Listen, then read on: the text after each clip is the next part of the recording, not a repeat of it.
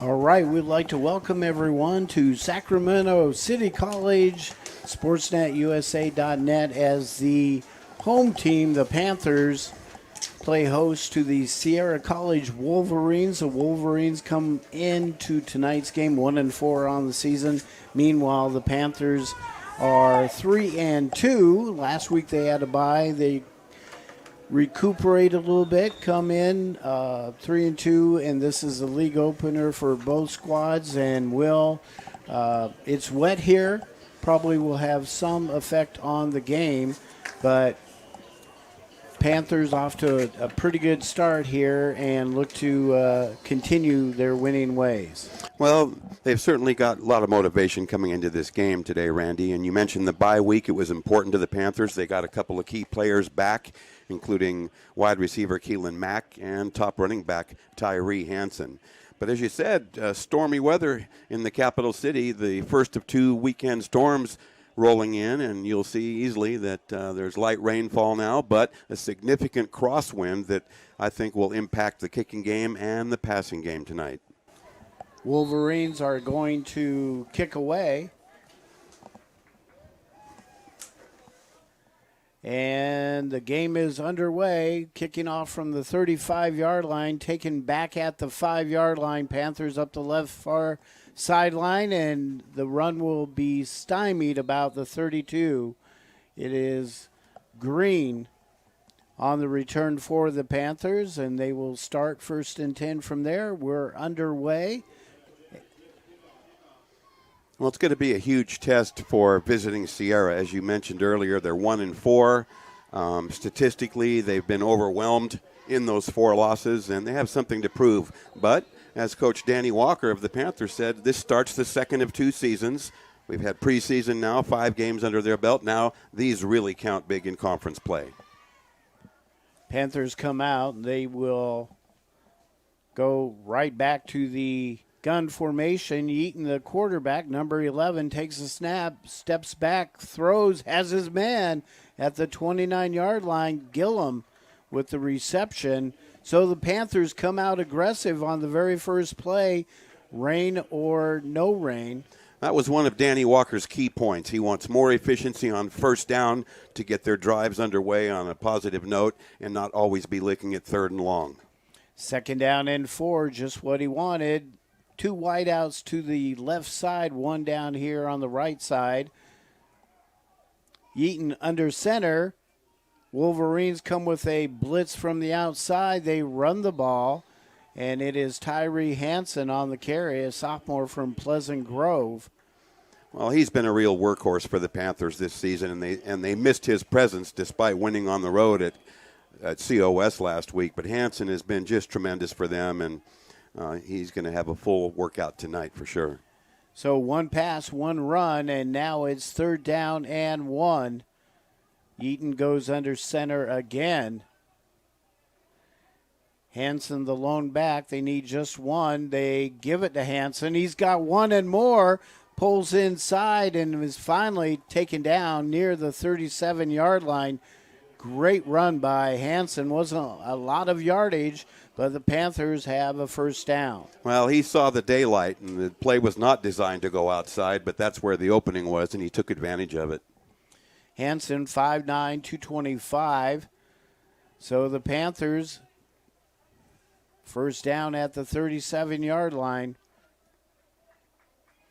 Be interesting to see if Yeaton goes under center a lot more tonight. Gives it off to the right side. There's another nice hole, and the gain is up near the 41.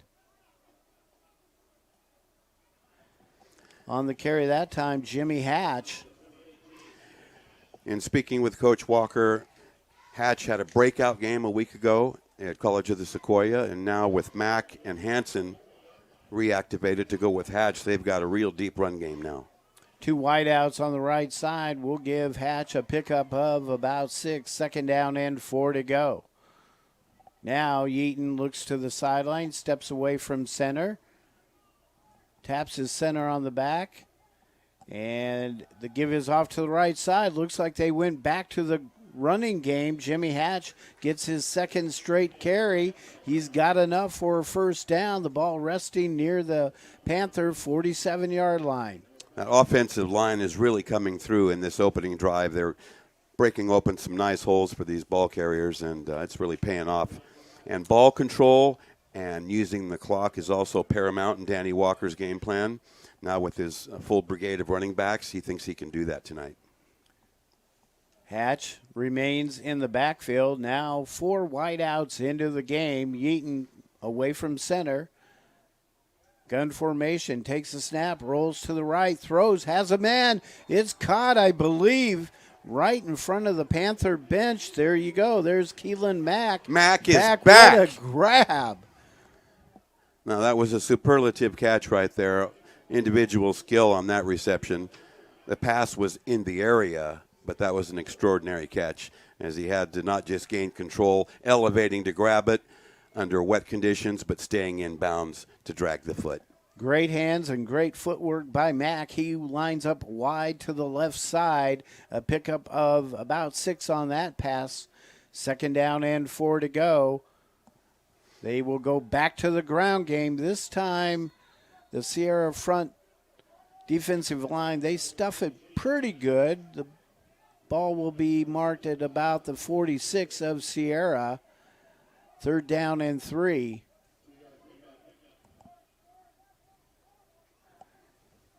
So far, Danny Walker's game plan for sustaining drives with his good run game, ball control, clock control is working as planned.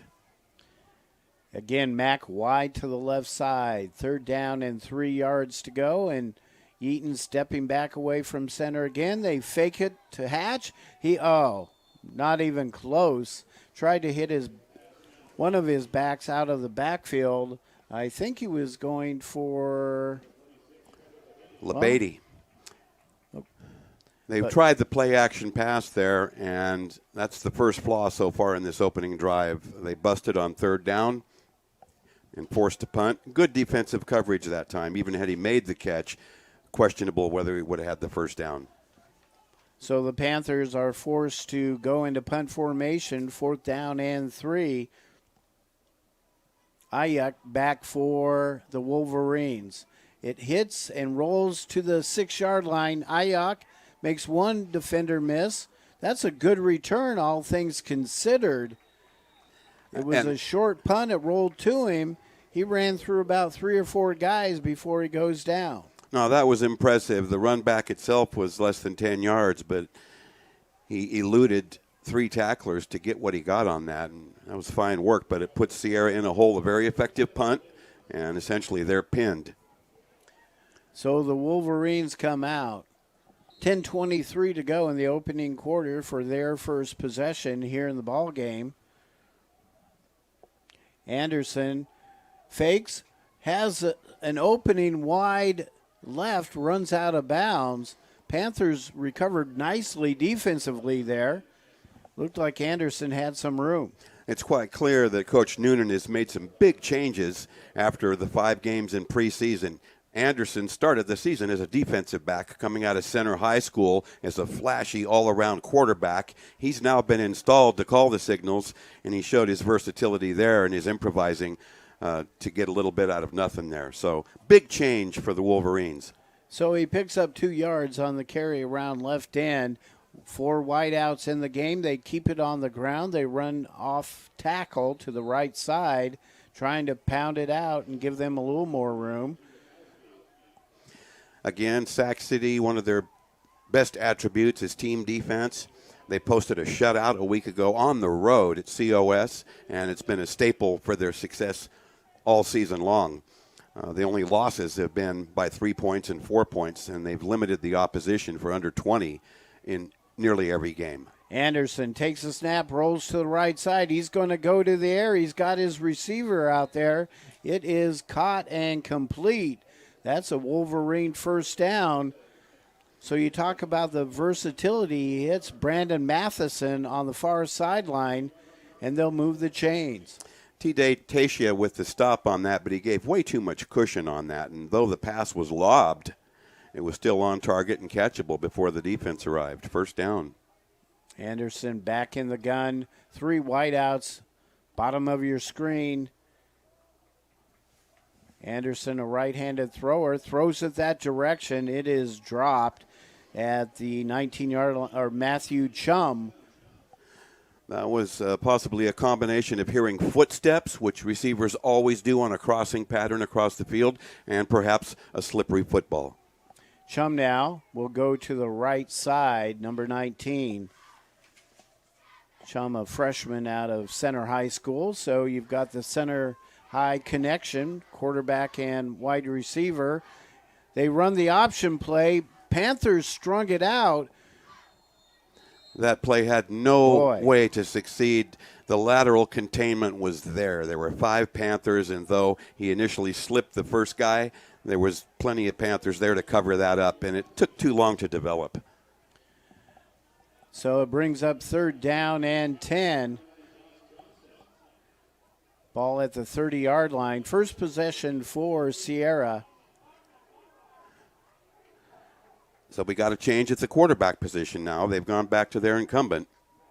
Basana, he throws. He's got his receiver at the 41. They will pick up the first down. Isaiah Bailey out of Jesuit High School with the grab, and Basana out of Roseville High put that one on the money. A deep slant and a clutch 3rd down hookup. Now Basana's out, and they bring Anderson back in. So this is what you were talking about, Will. Change it up, give a different look, and it worked that time to pick up a 3rd and 10, so they convert. Isaiah Bailey wide to the left.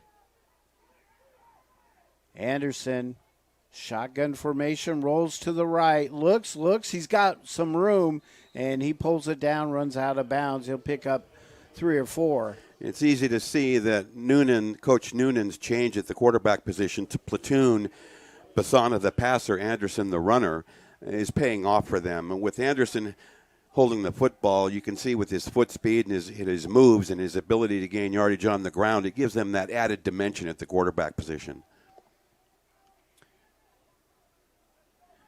Now Matheson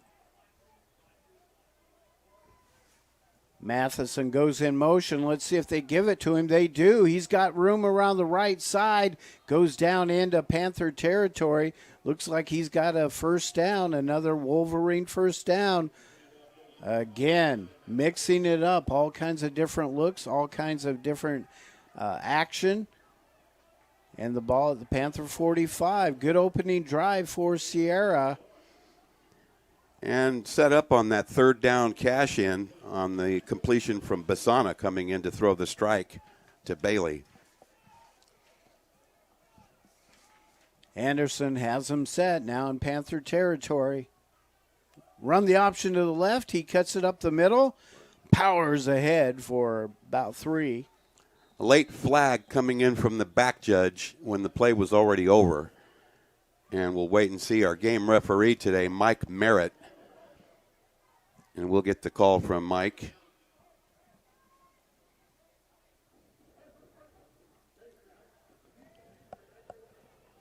Personal foul, face mask, automatic first down, move the chains, a break for Sierra in this scoreless tie midway first.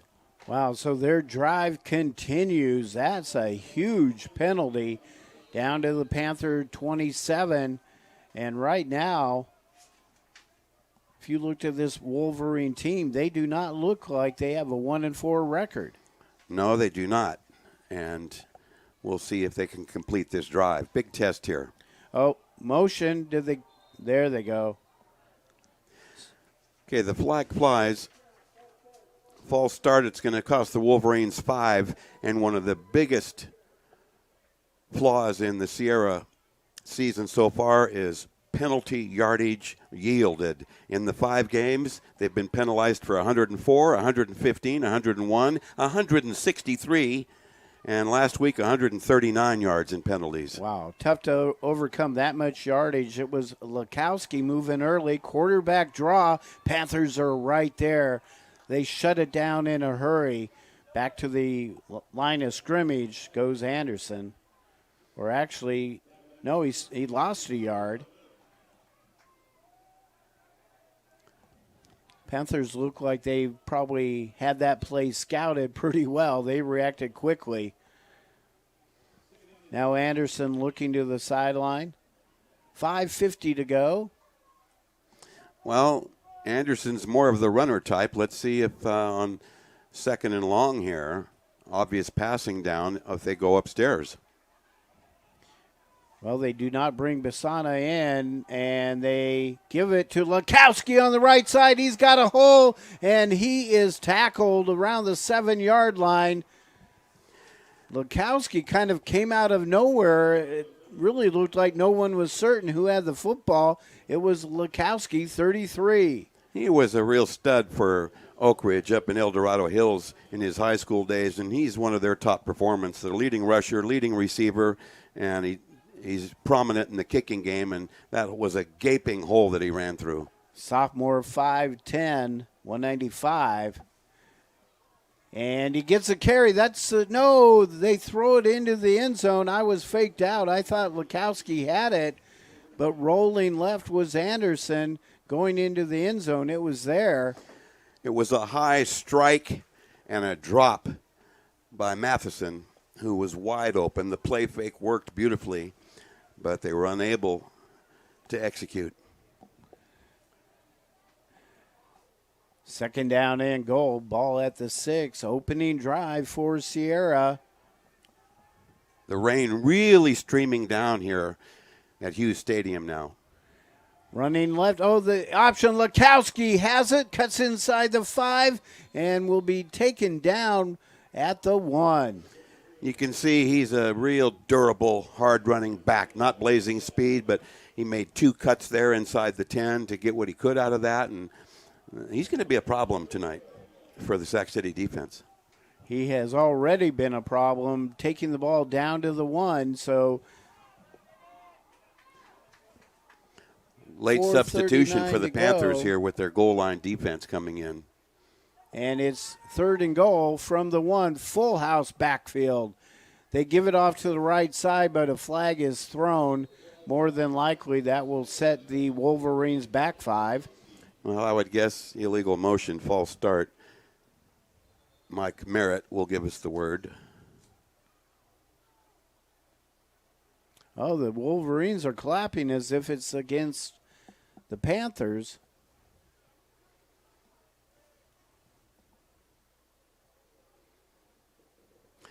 One of our officials ran to each bench to notify the head coaches. Well, they call it offside against Sacramento. Half the distance, so half a yard. Half a yard to go, full house backfield. They try to run it up the middle. No signal yet. Yes, it's a touchdown for Sierra. They gave it to the up back. And he takes it in. Caleb Mitchell, I believe.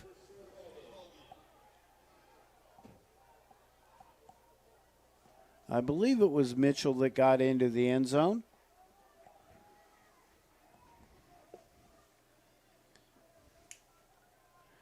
So now they will try to tack on the extra point. So first blood drawn by Sierra.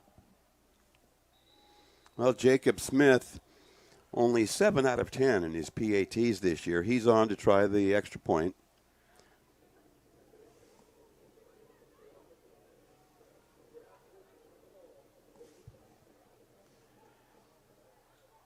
I believe an illegal substitution against Sac. So defensively, not the way the Panthers wanted to start out this game, and exactly what Coach Noonan was looking for, trying to shake his team up a little bit. And they ran and threw a little bit of everything at the Panthers. So Smith will try to make it 7. 4:14 to go. The rain continues to come down. The kick is up. No good. Will, he missed it. No good. He came in 7 out of 10, and now he's 7 of 11. So it takes the luster off of a very impressive 86-yard drive in 13 plays, trimming the clock down to 4:14 here in the first quarter. They went right down the field on the air and on the ground. A couple of penalties hurt Sac City on that drive, and a key hookup from Basana to Bailey kept the drive alive on a key third down.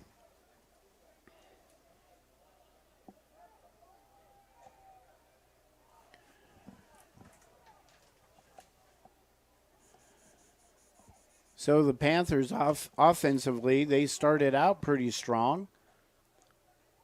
Came up short on a 3rd down and 3. Had to punt the football away.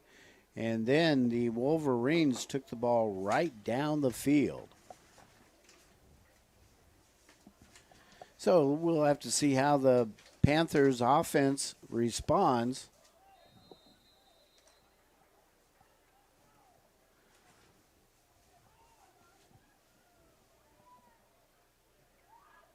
Kick is up. It's very, very short. Bounces at the 15. Picked up right there.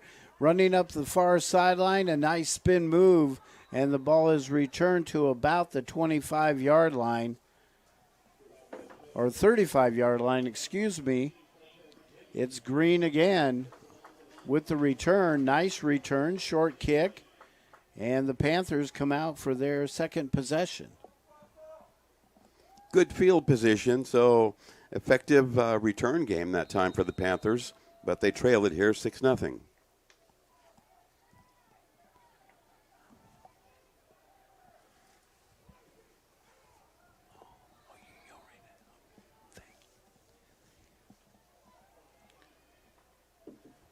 Eaton gives it off to the left side. That will only pick up about a yard.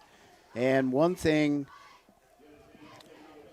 losing is contagious, but so is scoring and having the offense play well. Hansen gets it back to the line of scrimmage. And now Yeaton looking at 2nd down and 10. 3:42 to go, opening quarter. On paper, it looks like the Panthers should have an advantage. Yeaton's going to get it from behind. He throws it up. It's caught. That should be a Panther first down.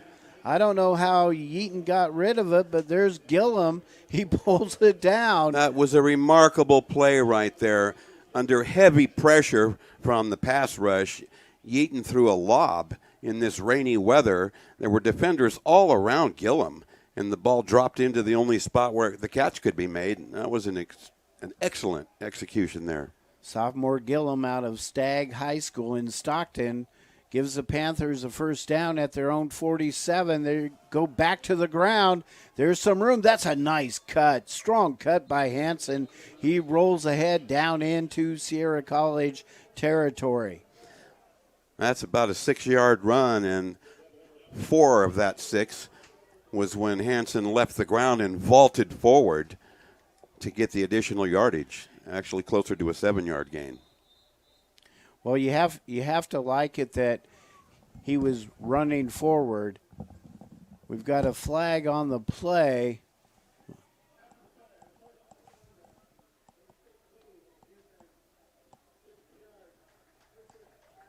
Wow. Well, we talked about the penalties going against the Panthers.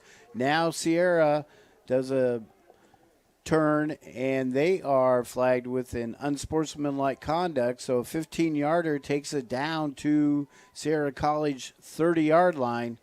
That was measured from the point of the foul. So Hansen's gain plus the major penalty. Huge turnaround here.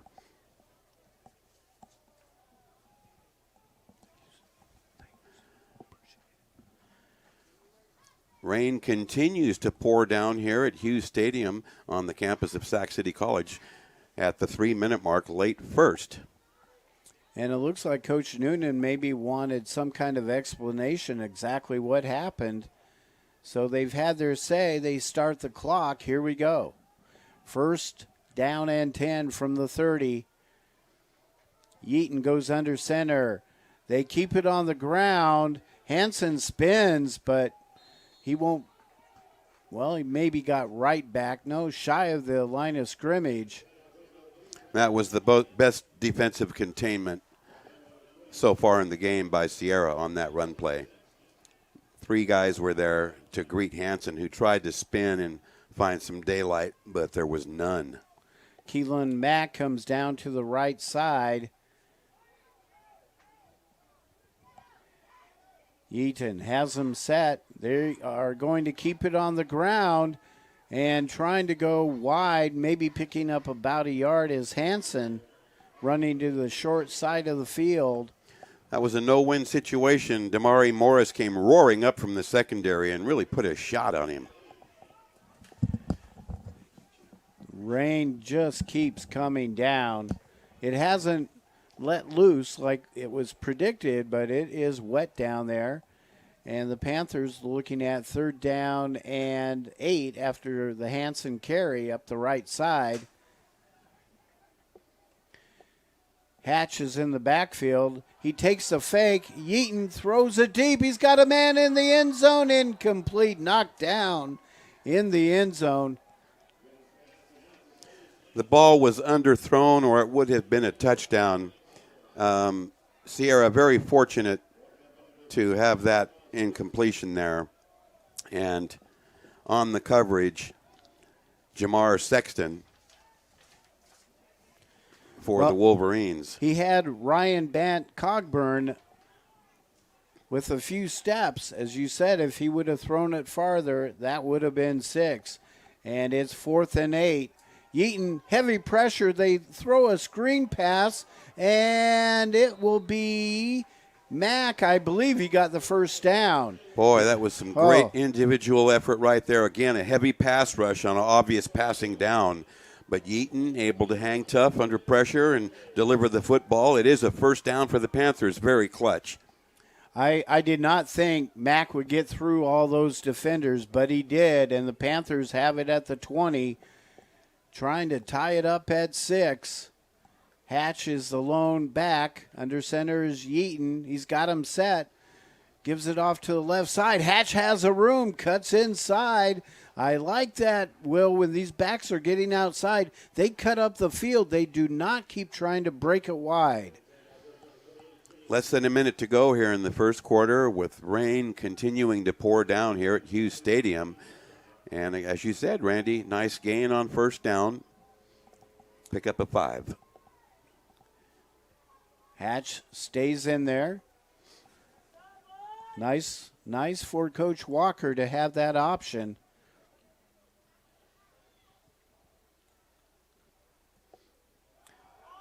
Gives it to Hatch, and he is smacked down. He fumbled the football. And it looks like Sierra College has it, waiting for the yes. So the first turnover of the game goes to Sierra. And that play was really sniffed out. And I believe it was Reeves. Jamon Reeves, I believe, came up with the football for Sierra.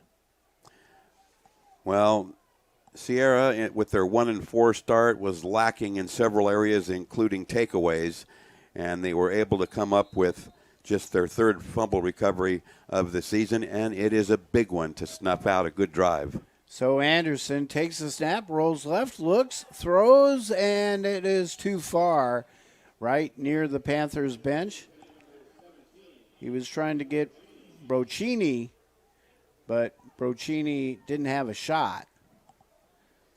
So it brings up 2nd down and 10. A nice opening quarter despite the rain. Good plays on both sides, offensively and defensively. Randy Routier and Will James with you. Glad to have you along here on SportsNetUSA.net. 3 wideouts on the left side. Now Broccini goes in motion. Oh, flipping up in the air.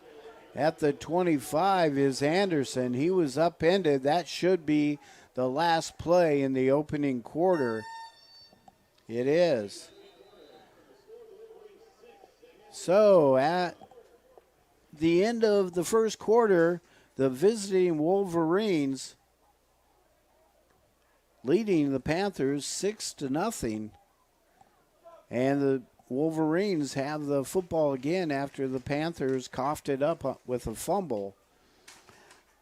That was a tough pill for the Panthers to swallow. In 9 plays, they had driven from their own 35-yard line to the Sierra 15, a 50-yard drive that fizzles on the turnover. And I would say that fumble didn't really have that much to do with a wet football. That was just they had a defense very well, smacked him down.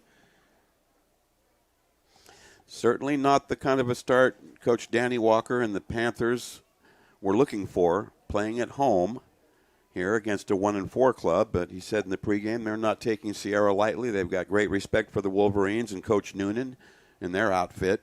And after one, the visitors doing quite well on top 6-0. Sierra College has been a community college power in this area for quite some time. To open the second quarter, it looks like a penalty walk-off coming up against the Wolverines.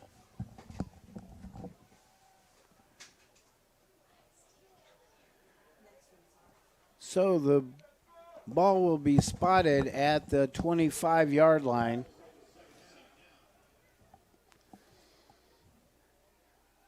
Running to his left, throwing over the middle. The pass is high. That one was shot high by Anderson.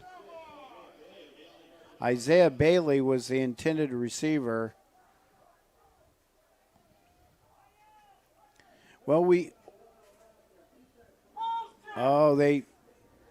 So Anderson was hit apparently after he had thrown the football, so it's another 15-yard penalty marched off against the Panthers. We talked about some of the unpredictable things that can help an underdog against a favored ball club at home, and we've seen a couple of them now. Penalties hurting the Panthers and the big turnover fumble. It really is, and now we have a change at quarterback. They run a screen right in the middle. It's open. It is wide open as Bisana comes in. Boy, they just moved those quarterbacks in and out. And Bailey with the reception, he had all kinds of running room. And now the quarterback shuffle continues as Anderson comes back in. Bisana, 2 for 2, not bad. And both to Bailey, who is an imposing wide receiver, standing at 6'2", 220 with speed. And one thing about a receiver like Bailey, don't let that guy get started because he could have a huge night. They run it on the ground. That is Lukowski. Lukowski stopped just as soon as he got the football, so a loss of about 3, second down and 13. Now, he got popped hard there. There was a defender to fill the gap right there, well defended. Good execution by the Panther defense. Matheson is slotted out on the left side along with Broccini.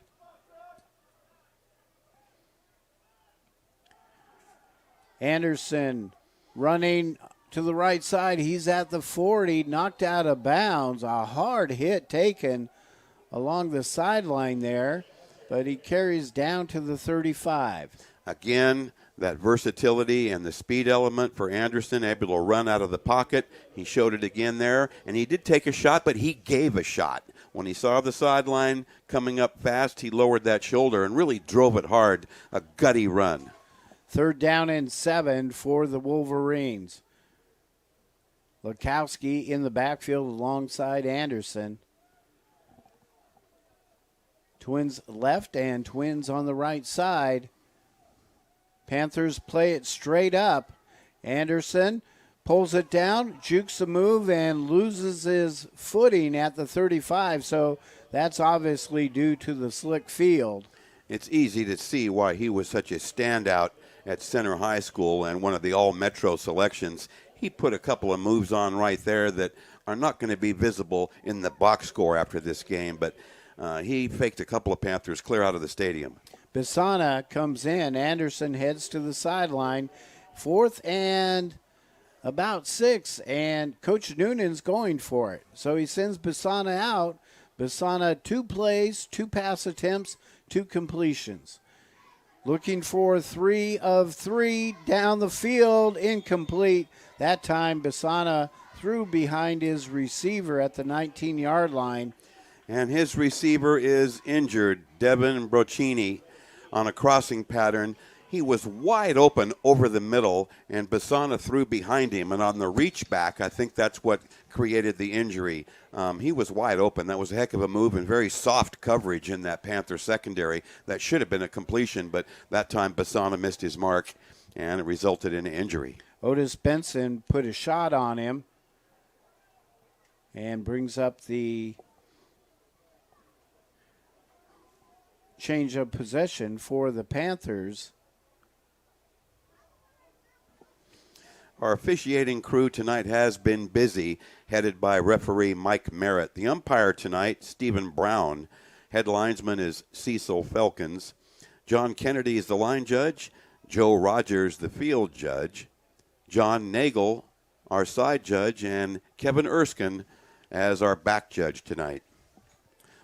Well, and thankfully, Broschini is up on his feet walking to the sideline, so that's obviously good to see. Doesn't matter what level, you never want to see a player get hurt. It's part of the game, but good to see him walking to the sideline. Well, he still looks a little wobbly. You're right, Randy. He did take a shot over the middle there. He's out of Whitney, went to Whitney High School in Rockland. And they have been tremendous over the last few years with an upscale passing game. He was one of their top receivers the last 2 years. So good job by the Panther defense. They hold and they do not get punished by the turnover. Panthers keep it on the ground. And again, it's Hatch with the carry. So Coach Walker rotating his running backs in and out of the backfield. Yeaton has started and gone all the way. Justin Yeaton, a 6'4", 205-pounder freshman out of Granite Bay. He goes back to Hatch, drops back a little bit. Now will go under center, 2nd down and 7.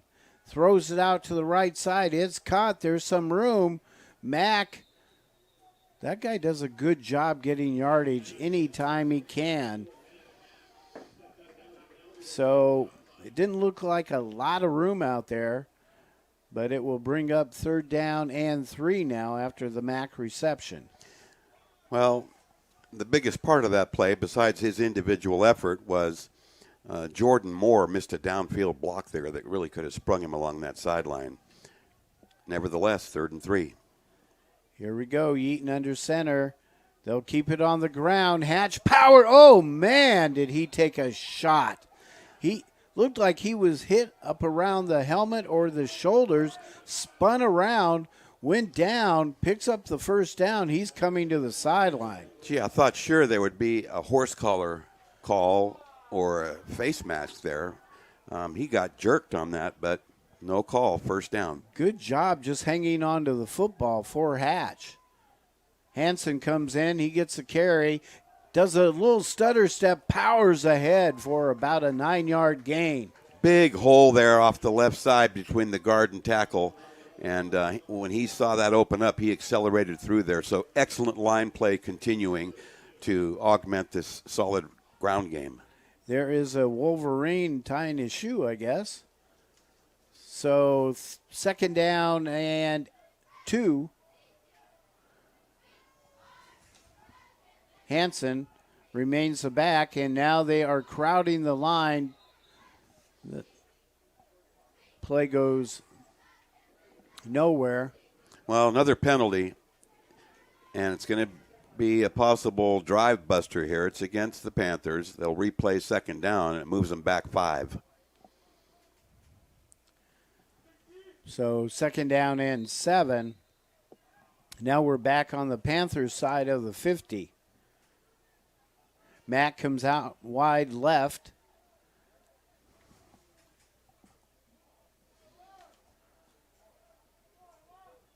Yeaton. 5 on the play clock. They keep it on the ground. Hansen Well, he is right near the first down marker. Looks like he'll be shy, maybe a yard. Boy, that was tremendous power running. He got hit by Kevin Thorman near midfield and powered up for an extra 5 after contact. One thing very impressive about Hansen, it looks like there's really nowhere to go, but somehow he just puts his head down and goes forward. Now they need another run like that last one, 3rd down and 1. Hansen gets a carry. Why not? Good move. Hansen looked like he was going inside, cut it slightly back to the outside, down at Sierra's 40-yard line. Panthers with the first down. Are the Panthers glad to have him back? He's carried the load for the run game until his injury, and boy, he has shown he is fully recovered and ready to rock. That bye week last week really helped the Panthers heal with some injuries. 1st and 10 we go. Yeaton shoots it out. It's low, incomplete. Jordan Moore was out there, but no chance. An awful pass that time by Yeaton, the kind that strings out your receiver into the danger zone. And fortunately, Moore did not fully extend. The ball was out in front of him low and bouncing, or he would have really taken a shot. 8:56 to go here in the first half. 6-0 our score. Sierra over Sacramento City College. There we go again. Hansen, and the pile is still moving forward. Again, that didn't look like a lot of yardage at the line of scrimmage, but those big guys up front kept churning, and so did Hansen, and he'll pick up about 3 on the carry. They did not give him a good spot there. In fact, they moved it back like 2 yards. I thought he had more like 4. Now it looks more like 3. But tremendous power running. Always impressed with Tyree Hansen. 3rd down and 7. Mack wide to the right side. Long count by Yeaton. Now he'll step away. 3 on the play clock. He gets it off. Nope. I don't think he did, I guess. All right. Panthers take their first time out of the first half. Clock stopped 8:07. And I believe Coach Walker thought we're not getting this play off, so let's call timeout. I would assume, we're looking at 4-down territory here. I would think that they would probably go for it if they don't pick it up here. Well, it certainly depends on the result of 3rd down. But right now they've got a fight on their hands by a fired-up visitor that's been basically a punching bag through the first 5 weeks of this season, and suddenly they're looking like world beaters here. They're leading 6-0. Sierra is. They failed on their PAT to leave them somewhat vulnerable, but the Panthers have been unable to score thus far in a quarter and a half, a little less than that, and this is a big call here. Well, this is their 3rd possession, and they have moved the football. It's not like they're not moving the football, but they come up short on a 3rd and 3, and then their turnover, and now they're looking at 3rd down and 7. Let's see what the offense has cooked up here. Yeaton dropping straight back, rolls left, throws it deep, has a man. Mack, he overshot him. And passes incomplete, and I am wrong. Looks like they will either try a field goal attempt or punt the football away. Definitely a punt situation here. And the intention here, of course, is going to be to pin Sierra deep and let their league-leading defense take over here and try to help out the offense. So Simmering comes into the game. Elijah Simmering, a freshman out of McClatchy High School here in Sacramento. He's lined up at midfield, gets a good snap, runs a little bit, punts it short, but very short. Hits around the 16-yard line, not quite. No, they mark it at the 17, so not quite where you wanted to pin back Sierra, but they were definitely looking for another 10 yards there, but still a tough spot for the Wolverines, though they lead at 6-0. less than 8 minutes to go here in the second. This Panther defense again is going to bear the burden of keeping them in the game. And it is still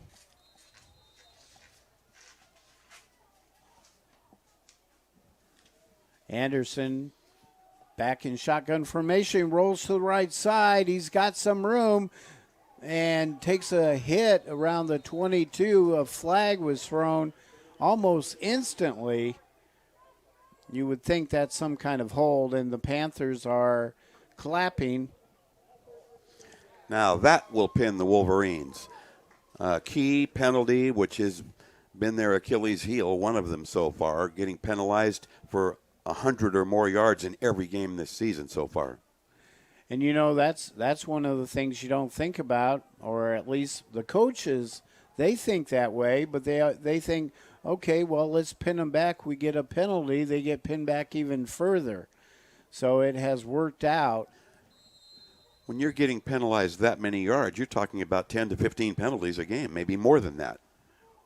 Well, they've been pretty clean tonight outside of the one unsportsmanlike conduct. Oh, that pass, that's a definite slip out of the hand. Mother Nature starting to take hold of part of this game as the rain continues to stream down here at Hughes Stadium. The wind factor also still present. It's a crosswind that is going to continue to have impact on the passing game and the kicking game. So after the penalty, it makes it second down and 18 yards to go. Anderson back by himself. No, he gives it to Lukowski. Lukowski off the left side, back past the 10. You know, I've got to wonder about the call. Anything is risky down here at the 9-yard line, especially under these conditions. But Anderson and Coach Noonan, I had him just, let's go to Lukowski here. That play had virtually no chance of doing much. A gain of about 2 now. Once again, the quarterback shift comes in. Adam Bisada.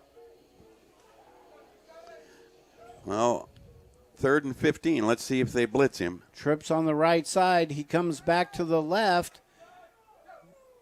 Wow, the rain is really starting to let loose now. That pass is complete, but it went nowhere. And just like that, you can see it now.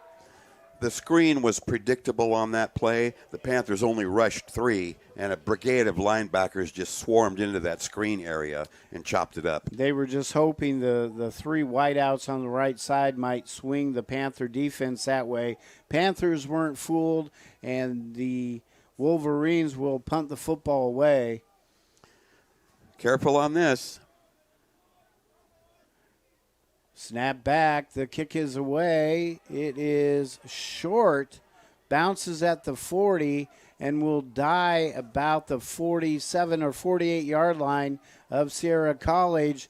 So the punt by Sacramento actually worked very well. They get the football back, 6 minutes to go. They're down 6-0, but they have a chance to tie it up, maybe take the lead.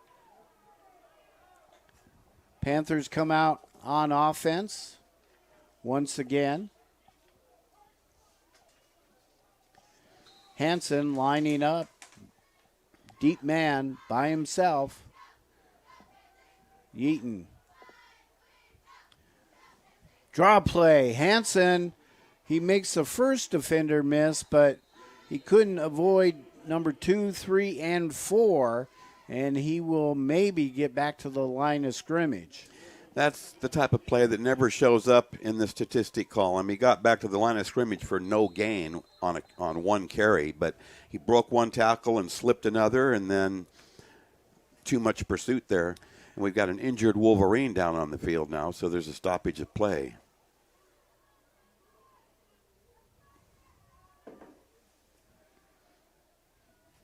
So the Panthers will come to the sideline. I know that Coach Walker said they respect Sierra, but I think they might be a little bit stunned right now that they are down 6-0 at this point in the contest. It was defensive back Felipe Chambers out of Del Campo High here in Fair Oaks that was down for a short time, and he came off under his own power, so he'll be all right, apparently, not serious. So the Panthers head back onto the field. Mack will line up wide right. Anytime you can go his direction, good idea to go that way. Now he is coming back to the left side along with Jordan Moore. Well, the weather conditions making every pass risky, but this has got to be a passing down here on 2nd and 10. Yeaton dropping back. And they give it on the ground. Hansen tackled at the Sierra 38-yard line. Well, once again, Randy, I'm incorrect. Danny Walker and Sac's offensive coordinator, Jaron Brown, great confidence in that offensive line, and with their newly refurbished run game, it leaves them 3rd and 1 after an excellent play. Well, time is not really a factor here. 4:45 to go. Panthers still have 2 timeouts, and they're now looking at 3rd and 1. Tight formation. They come up quickly. Give it to the right side. Hansen is pounded, and the Wolverines are celebrating the big hit, but I think he picked up the first down unless he lost the ball. Oh, he has a yard to spare. A lot of celebrating for a team picking up a first down. Very unusual. You would think that it was a fumble recovery rather than a solid tackle after a first down. Right, and it was a solid tackle, but Terrell Shavers into the game for the Panthers. Same tight formation they come. And now timeout taken, I believe.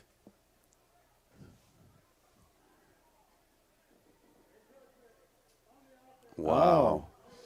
Boy, the encroachment on the Panthers. On the Panthers. -5, 1st and 15. Maybe not a drive buster, but a setback. That's a tough one. That is tough to take. You just pick up the first down, come out in that tight formation, and lose 5. So it's 1st down and 15 to go. The ball is back at the 41 of Sierra. And Danny Walker placed a lot of emphasis on first down efficiency, and that was not it. Yeaton setting them up. Fakes, rolls to the left side, has a man. It's caught at the 38-yard line and going down near the 31-yard line.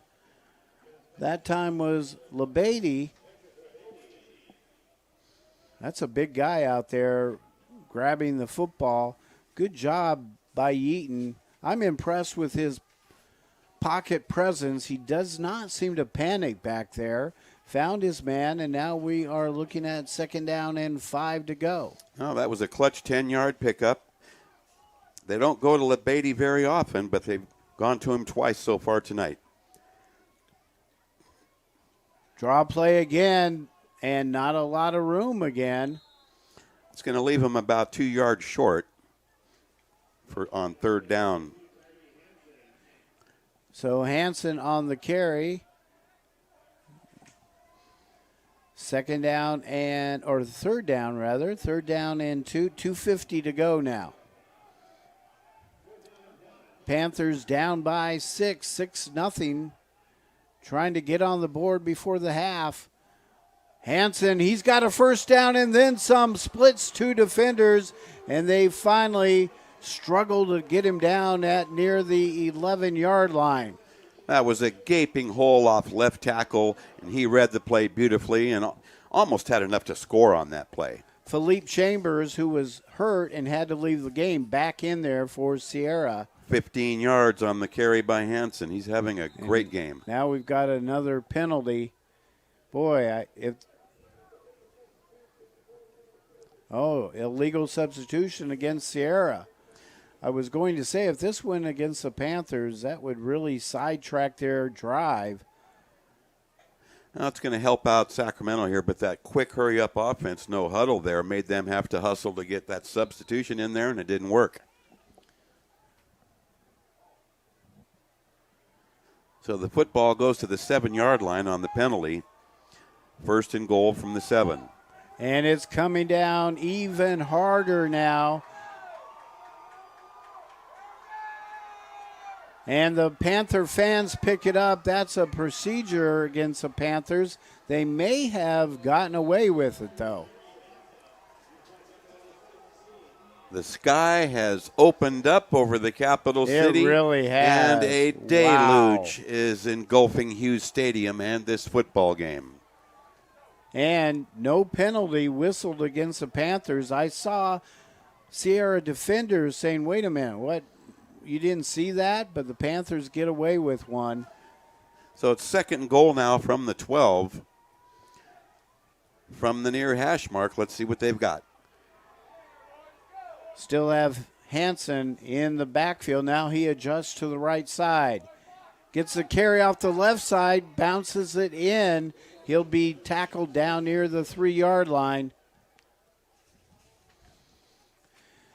2 timeouts remaining for the Panthers, so they're in good shape there. The clock is at 1:07, and it looks like Coach Walker has decided to take timeout number 2.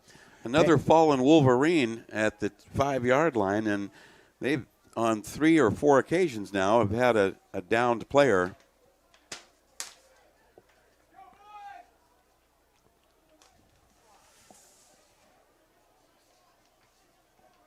And we certainly hope that is nothing serious. Looks like defensive back Joe Odom. So it's an official's timeout, an injury timeout, and it comes with just 1:07 left here in the half, and the Panthers desperately needing to cash in this drive.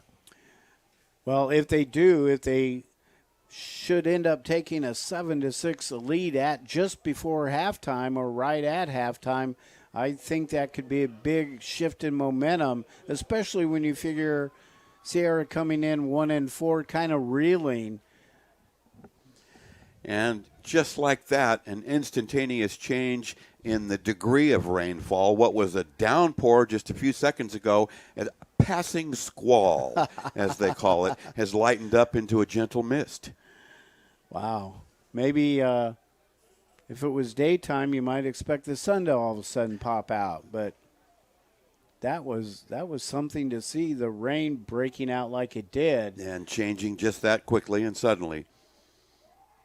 Of course, they were predicting all kinds of storms, and then they kind of backed off that, and it looked like we might miss the storm, but not the case. Well, for a ball club that's been giving up nearly 44 points a game over 5 games, so far, the Wolverines out of Sierra College have blanked host Sacramento City, which on the season is averaging 20 points a game. Looking to see if they can change things around right now. 3rd down from the 5-yard line.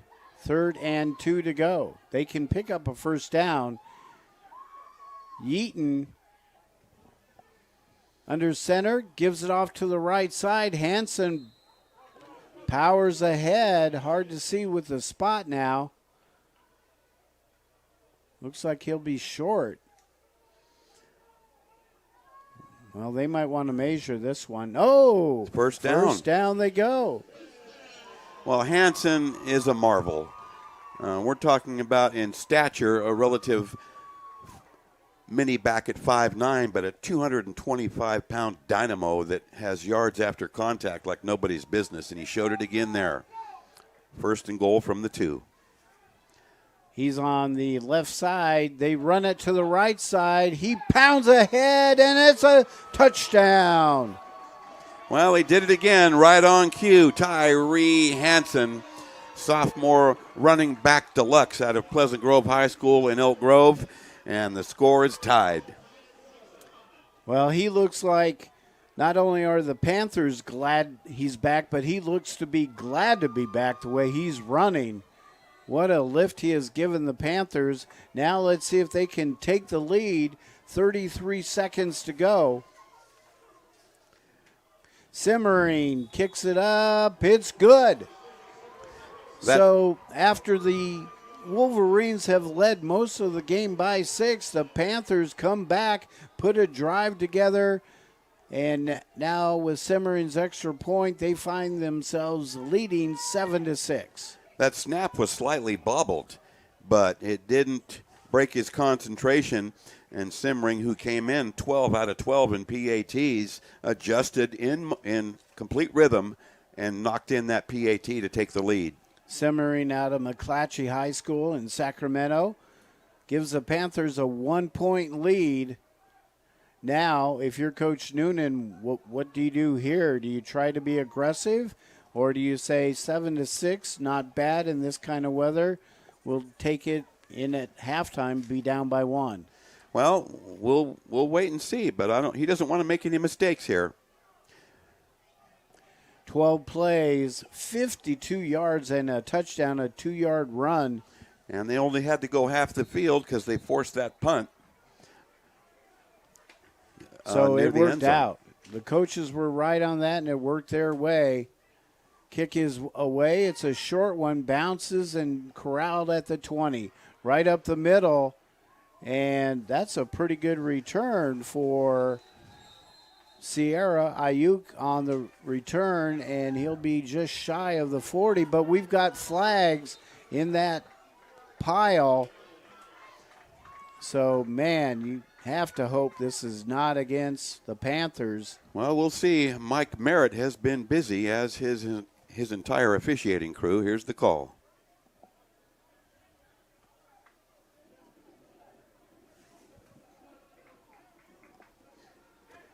Well, unsportsmanlike against the Panthers. You cannot have that after just taking the lead. That's what created it, in my opinion. They got a little fat and spent an extra nickel there, taunting a 7-6 lead. And now they're in jeopardy of maybe Sierra clicking on something here, though there's only 25 seconds to go in the half. Right, but if Sierra wants to take a couple shots, and look who's back in, Bisana.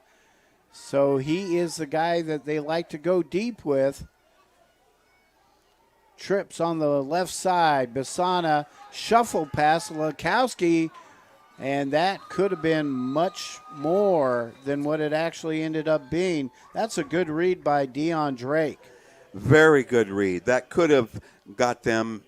That play was well designed and well executed, but the defense reacted beautifully on that. A 1-yard gain on something that could have easily been 15 yards. Coach Noonan and the Wolverines, they call their first timeout. 18 seconds to go. Yeah, that's one of those they were hoping it would slip something big up the middle and then maybe take a shot in the end zone. Still a tremendous crosswind blowing across the field. Now, with 18 seconds left, Sierra's definitely got 2 to 3 downs here to try to make something happen in this series, beginning with the first down, and the penalty looming big right now on the unsportsmanlike. Hopefully the Panthers can dodge a bullet here.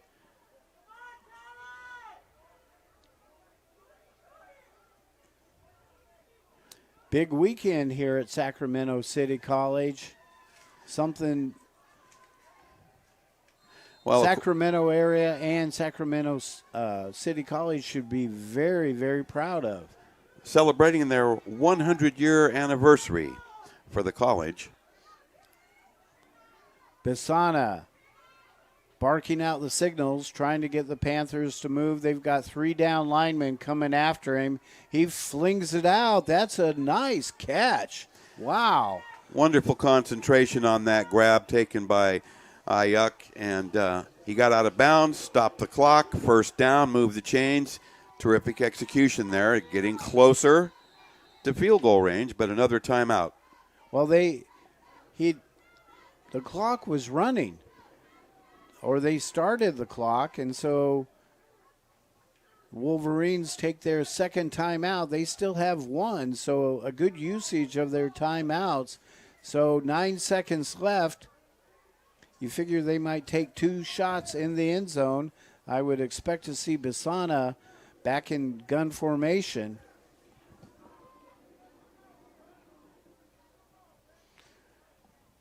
But 100 years of athletics here as well at Sacramento City College. So just really amazing. They've had a lot of success over here in those years. And a great story behind this wonderful stadium. Hughes Stadium opened in 1928. They've had events of every possible kind that you can imagine, capacity crowds, and it's still a palatial venue.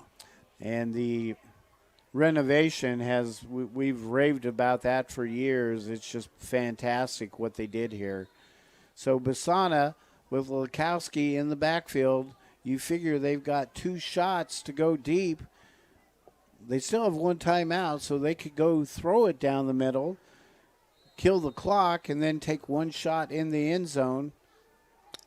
Basana throws it out. It is tipped and out of bounds. A high strike intended for Isaiah Bailey, and there was a little bit of indecision there. It looked like hesitancy with Basana and the play they called, which was during a timeout. So it's coming down to cases now. And we're going to get a clarification from our game referee, Mike Merritt. He checks with his head linesman. And an explanation to head coach Danny Walker of the Panthers. Well, they keep it between Walker and the officials. 9 seconds to go. Basana at the Panther 35.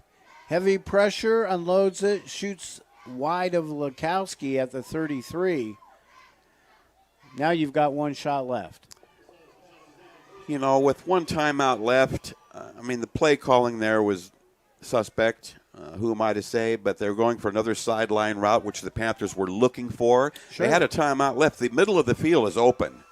They could have hooked up and called a timeout and been in field goal range. Broccini is back in the game. He had left with an injury. He's back. He's wide left. Basana rolls to the right. He's going to throw it deep in the end zone. Everyone is down there. It is caught at the 4, but that will be the last play of the first half, barring a penalty. And the referee says that's it. Well, that was a wonderful effort near the goal line, but well defended by 3 Panthers. I caught it at about the 4. It looked good, and it will be a nice long pass completion between those 2, but Panthers defended it well. And at the end of the first half, 7-6, Sacramento City College coming back just before halftime to take the lead. And all in all, despite the weather conditions, a pretty well played football game. I have to agree with you. The fans that have braved the weather have seen what I would consider a dramatic type ball game unfolding here. On paper, it looked like Sierra was coming in as a drastic underdog based on their 1-4 mark and the number of points they've been giving up this year. But that has not been the case here in this league opener, which is of vital importance to both teams trying to get off on the right foot here. Coming into action, Sac City was rated number 9 in the community college poll. And looking at this National NorCal division, we can see here with AR and Butte also in the mix. And Siskiyou with a respectable 3-2 mark. It's going to be a dogfight in this conference. Tonight's outcome of vital importance. It really is. It's vital that the Panthers win this game. We were talking before the first half, and you don't want to look that far ahead, and yet you need to win this game to make those games against ARC next week and then Butte following, to have importance. That's a tough road right there. And, right. I think it's fair to say that for Danny Walker and the Panthers, that first half was a definite wake-up call. Yeah, and I think his players, like I said, they respect Sierra, but they might have been a little bit surprised that the going was as hard as it was. One thing I'd like to say also for the Panthers, give them credit. They stuck to that power running game, and Hansen made it pay off. Oh, no doubt. I mean, he's had a superlative first half, and with the weather conditions, what they are, we're talking about a stiff crosswind and driving rain that has saturated Hughes Stadium to the maximum extent. It's those types of conditions that would make a head coach and an offensive coordinator lean toward a run game if they have one, and the Panthers certainly do. They've got 3 good backs, of course, with Hansen leading the way. So, we also want to say, and I personally would like to just give a quick apology to Panther fans, Sacramento City Panther fans. We've had some technical difficulties the opening 2 games. I think we've got them squared away. We are glad to be with you here this evening. Glad you're listening and watching. And hopefully the Panthers can continue and move forward. But we're just really glad to be back, excited to bring you Sacramento City College football. Oh, and that could be even considered an understatement. Nice to be back on the air with you, Randy. Certainly the technical difficulties you referred to, the wonderful world of electronic transmission in the broadcasting industry, certainly conditions beyond your control. But we've had a low-scoring yet exciting, compelling first half here with the storm front creating an extra dimension to this low-scoring first half. So don't go away. Stick around. We are going to take our halftime break. Don't want you to go anywhere. Please keep it here.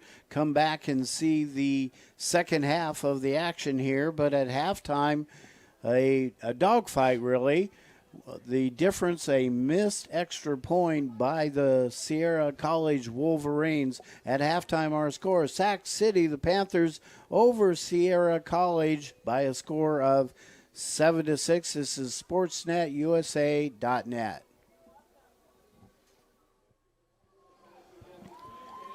Welcome back to Sacramento City College. We are getting set for the start of the second half. Might be a little bit of a delay here. Weather and everything else considered, they put some time back up on the clock. And there has been a significant change in the weather. The gusting wind factor is still present here at Hughes Stadium, but the rainfall has almost been entirely eliminated from the game scenario here. So it'll be a lot easier for the officials to rotate in dry footballs.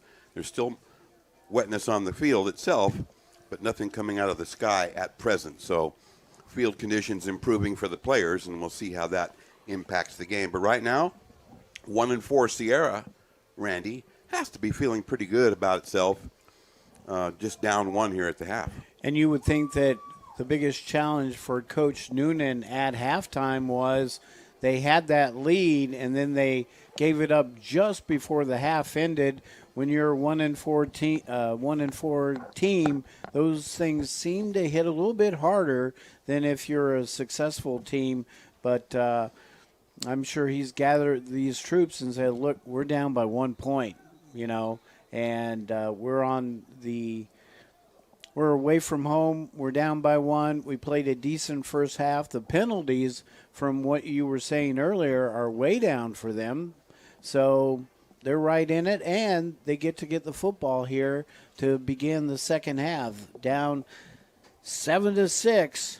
That's a critical point, getting first possession here in the second half, and I'm quite sure heavy emphasis was placed on the offensive game plan at the halftime intermission to see what the Wolverines can do with the football here. And so the wind blows the ball off the tee. Now we're talking about at least a 20-mile-per-hour gusting wind. It's a crosswind.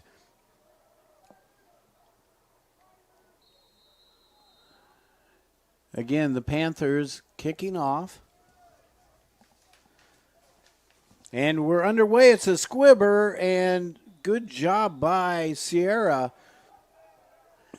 They were not caught off guard by that. Jumping on the football for the Wolverines was Johnson. Amori Johnson got on it. So a little bit of a surprise here in the second half, I thought. Well, gee whiz. That's great field position that the Wolverines inherit. Sac City rolling the dice there on a gadget and trying to trick them, but it didn't work. That's one of those things, when it works, you look like a genius. Bisana starts in the second half here. First play from scrimmage, a gain of 1 yard. First time we have seen Bisana actually hand the ball off to somebody. And he went to the workhorse, Andrew Lukowski, out of Oak Ridge High, a hard-charging, tough back, durable. And it was his run in the first half that set up their touchdown. It was a 26-yard burst in the middle of their 13-play drive that got them to the 6-yard line. That was a nice play, and back into the game. There's Lukowski trying to go to the left side.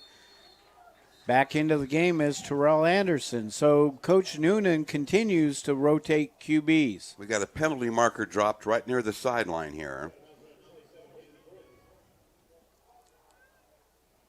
Excellent lateral containment.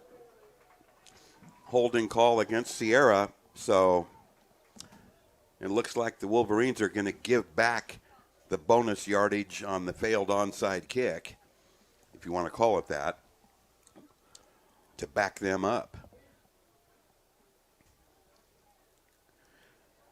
And the officials continue to debate about how they're going to move. Let's see.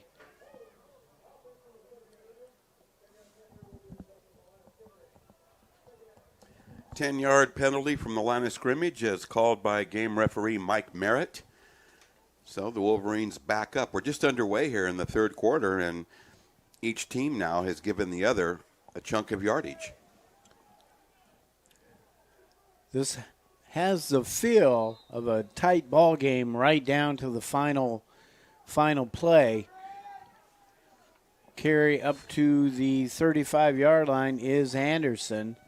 Barely a yard gained on the play. Again, this Sacramento defense has been stellar.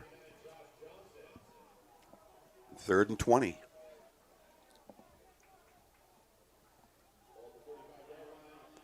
Anderson looking to the sideline, and Broccini coming in. Now, he was a tremendous receiver the last couple of years at Whitney High School. An excellent route runner with good hands. 3rd down and 19. A quarterback draw, a long way to go. Picks up some yardage just shy of the original line of scrimmage, but it should bring up 4th down and 11, and the Wolverines will punt the football. Tyree Perry on the tackle for Sac City. Well played that time by the defense. They knew they had lots of room. They gave it to them. So the Panthers do not get hurt by the surprisingly squib kick to open up the second half here. Morden, Lukowski's running it. Lukowski is running it, and he's going to pick up the first down. Whoa. Wow. It will, no, they. He's going to be short. At the last second, I thought he dove just enough to get it, but he does not. Panther football. Almost an excellent call there on the fake punt. Lukowski picked up 10, but they needed 11. Lukowski did a really good job of selling it, though, like he was the punter. He was running to the right side like he was going to run and then boot it away. Next thing you know, he's running, but he comes up 1 yard short, and the Panthers take over at their own 47-yard line. I like what Coach Noonan is doing here, though. 1 and 4. Let's throw everything out there. I agree all the way.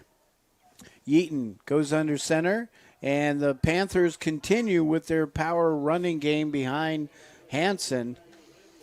Boy, what a durable, excellent back. And he picks up 3 there with just a small hole to run to, and they've got a second down right at the midfield stripe. Well, with the power running game, you would think the second half would favor the Panthers. And again, the rain has stopped now. So despite the wind factor, I think that's going to help both offenses. Gain of 3 for Hansen. pass is thrown down to the ground. That play just did not look good from the start. No. Yeaton was under heavy duress from the backside. Jamar Sexton coming on strong out of Monterey Trail in Elk Grove, and Yeaton realized that he was running out of time. So Yeaton now back into the huddle. Like I said, I like the way Yeaton handles the pressure back there. That time, he definitely felt it and threw the ball away. So 3rd down and about 7 yards to go for the Panthers, trying to pick up 1st down. They've got the screen. Mack has it. Nowhere to go, though. Mack took it, was tackled by Chambers. Again, Chambers was hurt, had to leave the game. He's back in there, and the Panthers cannot move the football, and they'll have to punt it away. They gained 3 yards on that possession. And then lost 3. It's 4th and 10. They lost 3 on that completion, and it was not a well-designed or executed play. Mack had nowhere to go, though. He's pretty good at making something out of nothing, but not that time. No, they needed 7 on that. Snap back and kick is away. It's a line drive. Gets a good roll. Oh! Oh, the crowd likes that hit. It was a low punt, but it was effective. Simmering with the punt. Ayuk back there by himself. It was coming. He looks up. He saw a sea of red and went down. It bounced twice, and by the second bounce that reached him, there was a collision. Let's give Ayuk good credit, though, for not fumbling that football. That would have been an easy one to explain had he not held on. Ball is at the 15-yard line for the Wolverines. So, again, below average field position here for this Sierra offense that struggled all season. Anderson takes it, a high snap, gets it down. Lukowski with good room up the middle. He is a hard-working back. He's close to a 1st down. They give it to him. Right at the chains, they move it, so the ball is at the 25-yard line. Good job that time by Anderson pulling the ball down. That was a high snap. Could have been disastrous. Instead, Lukowski picks up a 1st down. High snap again, not as bad, though. Lukowski this time stymied as soon as he got the football. There was no hole and nowhere to go. 3 Panthers were there, including Big Josh Johnson. So a gain of, well, he did get 1 yard somehow. 2nd down and 9. Anderson over to Lukowski. Lukowski making some moves. It's going to bring up, excuse me, Randy, 3rd and intermediate. They're working with this pistol formation where Anderson has Lukowski in the backfield and 4 wide receivers. And that was just a simple checkoff. Yeah, not really the strong suit for Lukowski. He comes back in the field of play limping, and here we go. Basana, number 12, back into the game. Obvious passing situation. 3rd down and 6. Panthers moving around defensively. Basana straight back. Flips it out. Lukowski has it. That's going to be far short of the 1st down. Credit that Panthers secondary with excellent coverage. And keep in mind now, Basana doesn't have that much time. That pass rush is getting there, and he had to check off again. So the Wolverines cannot move the football. Well, it might just, even though there's no rain, it might turn into another half of a defensive battle here. So the Wolverines are in punt formation. Last time, Kowski ran with the football. This time he kicks it away. Well, yeah, they punted away from Jordan Moore. No return as it goes out of bounds. And a bit better than average field position upcoming for the Panthers. So they mark it at the 33. Panthers take over from there. They lead 7-6, 9:06 to go here in the third quarter. SportsNetUSA.net. Randy and Will with you. Rainy night in Sacramento, but good football being played. Panthers trying to go 4-2. A 4-2 record would look pretty nice at this point in the season. And with a league opener under their belt with a victory. Eaton under center, fakes, rolls, stops, throws it deep, has a man. No, it is picked off at the 35. Picked off and returned by Fletcher. Fletcher back there in center field grabs it, and you see him celebrating with his team on the sideline. Now, Jordan Moore was open. He had a couple steps on Fletcher, and the ball was underthrown. And perhaps the wind was a factor. It's a stiff cross breeze, but had he led Moore on that, it probably would have been a touchdown. Excellent defensive play. So another turnover for the Panthers. They had one fumble in the first half. Now they've got an interception going against them. Wolverines have it at the Panther 40-yard line. They're down by 1, 8:55 to go in the third quarter. Bisana. Whoa, Bisana was looking for someone to give it to. Anderson was supposed to get the football on an end-around type play coming from a wing-back position, and Basana's wondering what fell on him right there, and I can tell you the answer, 3 Panthers. I thought it was Bisana, but they actually moved Jonathan Fletcher in, and Fletcher got the snap and looked like he didn't know what for sure he was supposed to do with it. They leave Anderson in the game. He's lined up at wide receiver, wide to the left.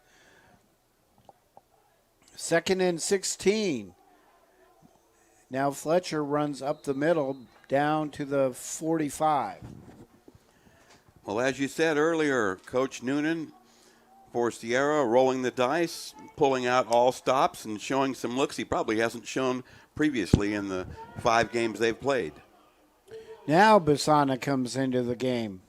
So it's been a 3-quarterback rotation, but Fletcher is a defensive back.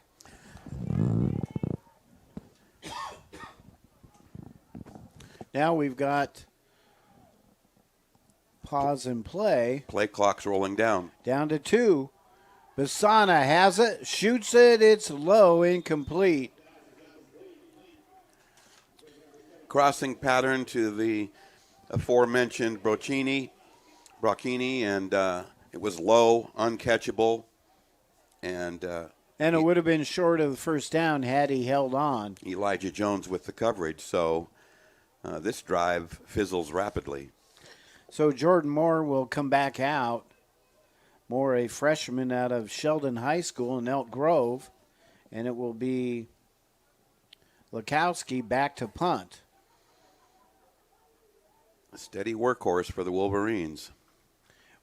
Runs to the right, puts his foot into it. Beautiful punt. That will go in and out of the end zone. That's credited as just a 45-yard punt, but it went 55. It really did. And Lukowski, who has been basically getting line drive shots away, that time really lifted it. And the Panthers will have it at their own 25-yard line. Warning the Panther sideline to get back on the sideline. So a key set of downs upcoming for the Panthers here. They've had 2 possessions here in the third quarter, but the second one ended abruptly with that pass interception by Fletcher. And in contrast, Sierra's had 3 possessions and relatively done nothing with it. So they move it at the 20-yard line. 1st and 10 from there. 7:31 to go. 7-6 our score. Panthers have the lead. They have the football. And Yeaton looks to be maybe checking out of whatever play they were set to run.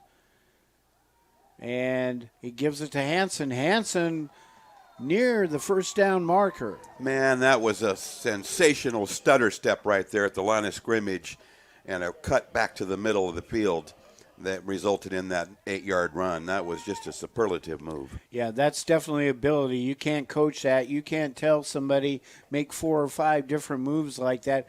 And while he was making those moves, he was running forward, not side to side. Good 8-yard pickup for Hansen. Now here's a play where the Panthers could throw on 2nd and short.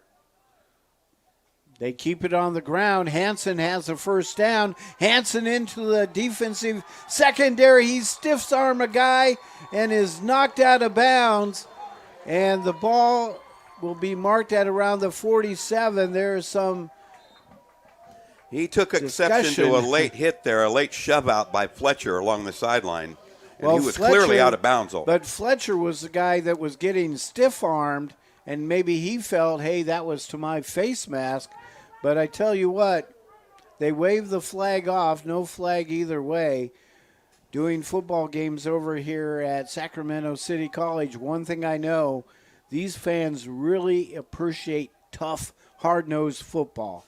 Anytime there's a hard hit, whether it's by offense or the defense, it always brings a cheer about. So a huge run by Hansen has it at the 47-yard line of Sierra. 25 yards on that carry.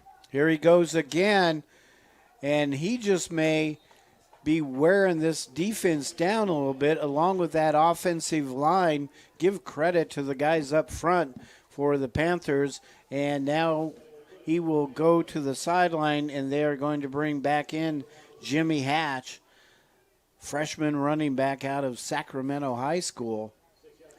6 yards on the carry by Hansen. Again, he's had a stellar performance. What a tough, rugged, excellent runner. 5:45 in the third, still 7-6 Panthers.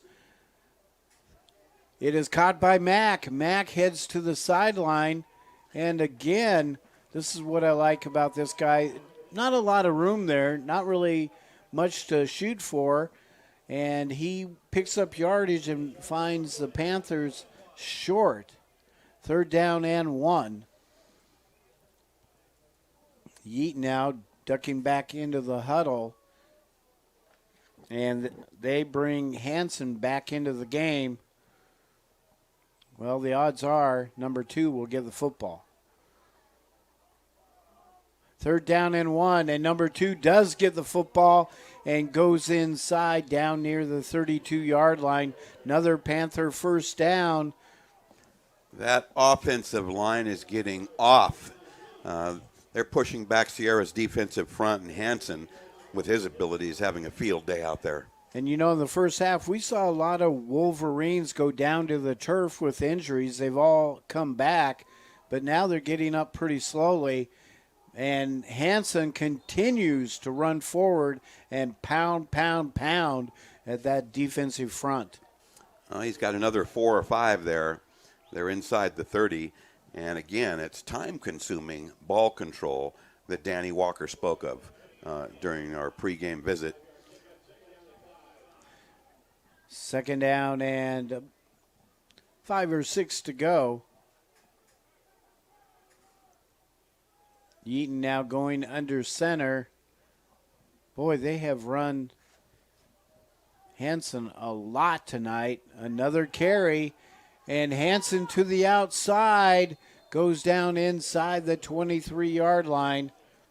That was every man for himself in that Sierra defense. They had to grab a hold of his shirt to try to slow him up. And again, 3rd down and 1 to go. Well, he needed 6 and got 5. He's piling up the yardage. And what do you think? Number 2 again? Hansen, the deep back. Boy, he has been so good picking up yardage. Off to the left side, he cuts it back again inside the 20. And right now, there is nothing the Wolverines seem to be able to do to stop this ground game from Sacramento, as Hansen picks up the first down, does his job, comes over to the sideline. We'll take a look at Jimmy Hatch, number 28, stepping in.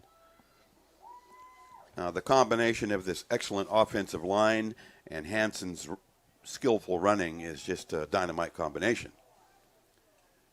Hatch, he gets a carry off the right side, goes around right end and drug down around the 16, 17-yard line. That was well defended. Damari Morris, 31, and Caleb Mitchell, defensive back and linebacker, team for that stop. Gain of 2. 2nd down and 8. Hatch remains out on the field. Yeaton looks to the sideline. Well, they've got Mack and Moore dispatched to the left. So Yeaton going up and down his offensive line, getting them set. And now timeout taken by the Panthers. The play clock was just about to run down. Things did not look good. They were not settled on the offensive line. That was a very smart timeout taken by the Panthers. This is a crucial drive in terms of, for the home fans, it's necessary to get this insurance touchdown and really take control of this game. They have really run a lot of time off the clock here. We're down to 2:28 now in the third quarter. Our score at halftime was 7-6. Sierra led most of the game 6-0. They missed an extra point attempt, and it stayed that way until just before halftime when Hansen, on a 2-yard touchdown run with only 33 seconds to go, stuck it in the end zone. The extra point was good, and that's where we stand up to this point. But the Panthers have really controlled the clock here in the third quarter. 2nd and 8 from the 17. What's the call, Danny? Mack and Moore lined up on the left side. It is still Hatch. Hatch in the backfield. Yeaton under center. Drops back, pumps, throws it in the end zone. It's wide open. That should be a no. He couldn't hang on. That was Moore. It was there. It was there. I think Yeaton just saw it a little too late and undershot the ball. And again, that man Chambers out of Del Campo High closed on that. His closure was rapid enough to get a deflection and break that up. The ball hung up just a little too long, allowed him to recover and knock that one away. So it's 3rd down and 8. And the ball is at the 17-yard line. Rolling right is Yeats. He throws it in the end zone. No good. This time Moore on the right side. Moore had a step. Now, he had a definite step and was open, and the pass was off target. The coverage a little bit late from Jamar Sexton. And we'll see what the Panthers want to do here, whether they want to, I guess they're going to go for the field goal. They are. Elijah Simmering coming into the game. On the hold is Hayden Thornton, the right hash, right-footed kicker Simmering. High snap. It gets down, but that kick is going to go left and short. It was a high snap. Have to credit Thornton with getting it down, but it really threw the whole timing off. Simmering cannot put it through. And the defense from Sierra, they hold. Well, that's a major disappointment. The missed field goal by Simmering, who was 3 for 4 on the season coming into this game. And it was wide by a wide margin. So the Wolverines, they have to feel good. They're down only by 1, 2:13 to go. A very time-consuming drive. Turns up empty. Here comes Lukowski to the left side. Splits in there. We've got a flag thrown at the 30-yard line. I'm guessing this will go against the Wolverines. Well, right now, that Wolverine offense is in a spot on the field where they can afford no mistakes. Just like that one. And we mentioned it before. We'll mention it again. Their problematic season has been compounded with penalty after penalty. In every game this year, they've been assessed more than 100 yards in penalties. Tough to win many football games when you're getting penalized that many yards.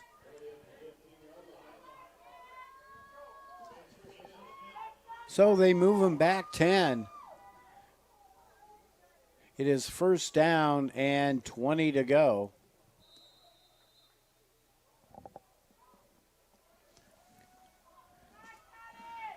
Anderson gives it to Lukowski up the middle. He has definitely been the workhorse for Sierra. I know they're in a dangerous spot on the field, but that play had no imagination. Let's just give it to Lukowski here on 1st and 20. Anderson comes back out. It is 2nd down and 12 to go. Anderson rolls to the right. Keeps rolling, looks. Now he's going to pull it down and run. He's got some room on the left side here. 15, 18, and forced out of bounds near the 20. Good job defensively that time by Hayden Thornton. He's back to the original line of scrimmage with some nifty individual moves, and again, a reflection on his individual talent, but well contained. It looked like he could have picked up a lot more yards there on the left side, but Thornton played it well. Used the sidelines, and it's 3rd down and 10. And we'll see Basana coming in as Anderson goes off. 52 seconds to go in the 3rd quarter. Basana throws the screen pass right up the middle. They will be very close to the first down. They're going to be a yard short, but noble effort. I think it was completed to Bailey.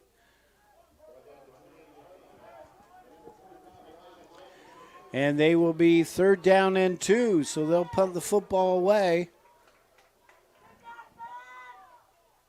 Well, or 4th down and 2. It's 4th and 2. We'll keep our eyes on Lukowski, who may have the green light. If he sees the opening, he'll run it. High snap. Runs to the right. He's going to kick it. There's his line drive kick again.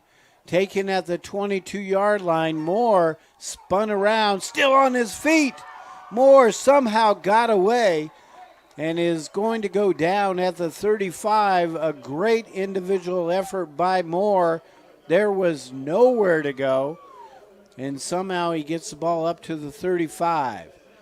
Now, that was a terrific escape move there. He took that on a second high bounce and returned it to the 35. So good field position for the Panthers here. And that is the final play of the 3rd quarter. Well, it doesn't get much closer. 7-6. We've got a final 15 to go. 4th quarter about to begin here at Sacramento City College.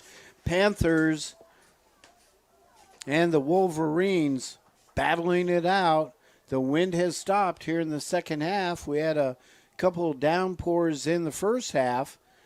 Just windy in the second half. Well, this is anybody's ball game, a 1-point game here entering the 4th quarter, and that defensive stand by Sierra to force the field goal, which was a miss, kept it at 7-6. So give the visitors a lot of credit. Definitely looking at their scores recently, it's looked to favor the Panthers in a big way.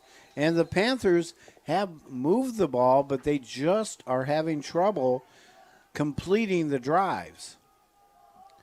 Over to the left side, Hansen again. Hansen on his feet. He breaks away. Just grabbed at the 40-yard line. Boy, he was starting to pick him up and put him down and looking for 6. It was Chris Sutton that got him by the ankles. I'm sure the Sierra College defensive coordinator is wondering how that play happened. He ran through 6 defenders with contact from 2 of them and turned that into a big gainer that almost broke all the way. And if you're watching the game tonight, what an individual effort by Hansen. Offensive line doing a good job clearing some holes, but he's making a lot on his own. Now, wow, I thought there was going to be more yardage gained. Good job by Hatch breaking the first tackle, reversed his field, but could not get anything going. Sexton called his name a few times tonight. It's a loss of a yard. Panthers at the 41 of Sierra. 14 to go in the contest. That previous run by Hansen covered 25. He's over 100 yards tonight. Yeaton gives it off to the left side and being tackled at the 28-yard line. It's Hatch. They're giving Hansen a little bit of a break. Sexton in on the tackle again. So Sexton from Monterey Trail High School, sophomore defensive back. He was a stellar athlete there for T.J. Ewing's Mustangs for a couple of years and showing it tonight. 3rd down and 8 yards to go. Yeaton rolls right, throws it, has a man, it's caught. That's Moore. Moore still on his feet, but he will be short of the first down. He took a couple hits, but could not pick up the first down.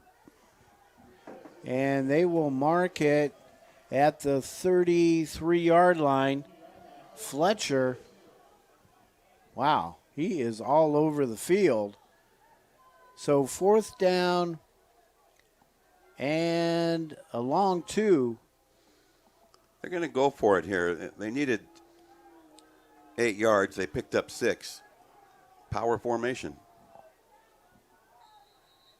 And a flag is thrown. Yeaton was not under center either. They had brought in Jonathan Stark.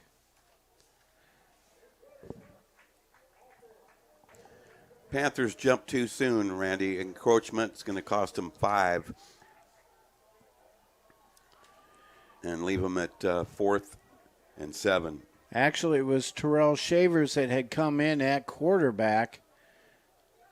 Went under center and nothing could get going. So now it is 4th down and 7 to go. 12:27 in the game. Yeaton jogs back into the huddle. Well, they're letting it all hang out here on 4th and 7. They got faith in Yeaton in the passing game, and of course Mack is in there. Trips on the left side. Yeaton drops back, gets the snap, rolls to the left. Throws it, has his man, is caught. Moore with the reception. A huge first down for the Panthers. Beautiful route running there, not just by Moore, but with the 2 other receivers on that side that cleared out the defense and they threw underneath. Nice strike, first down. So the Panthers would have to feel like if they can get one in the end zone here, it might just be enough to put this game away. It's early yet. Give this to the left side. Oh, Hansen cuts it back inside, tackled at the 16-yard line. Seriously, if you're a fan of power running football and you're watching tonight, watch this guy carry the football. I like that he has moves, but then it's all power ahead. Just play after play, and he's taking 3 or 4 shots on every carry. He's getting hit by 3 and 4 defenders, and he just looks as strong now as he did in the first quarter. Gain of 8, 2nd down and 2. He gets the carry off the left side. Not much there, but somehow he bangs it ahead down to the 14. Another Sac City first down.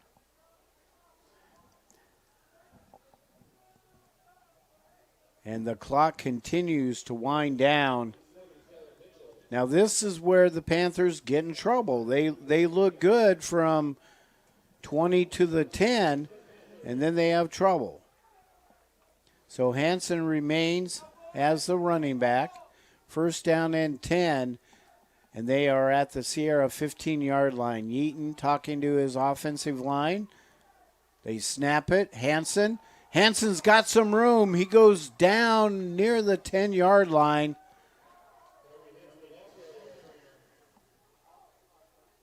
Gain of about 4.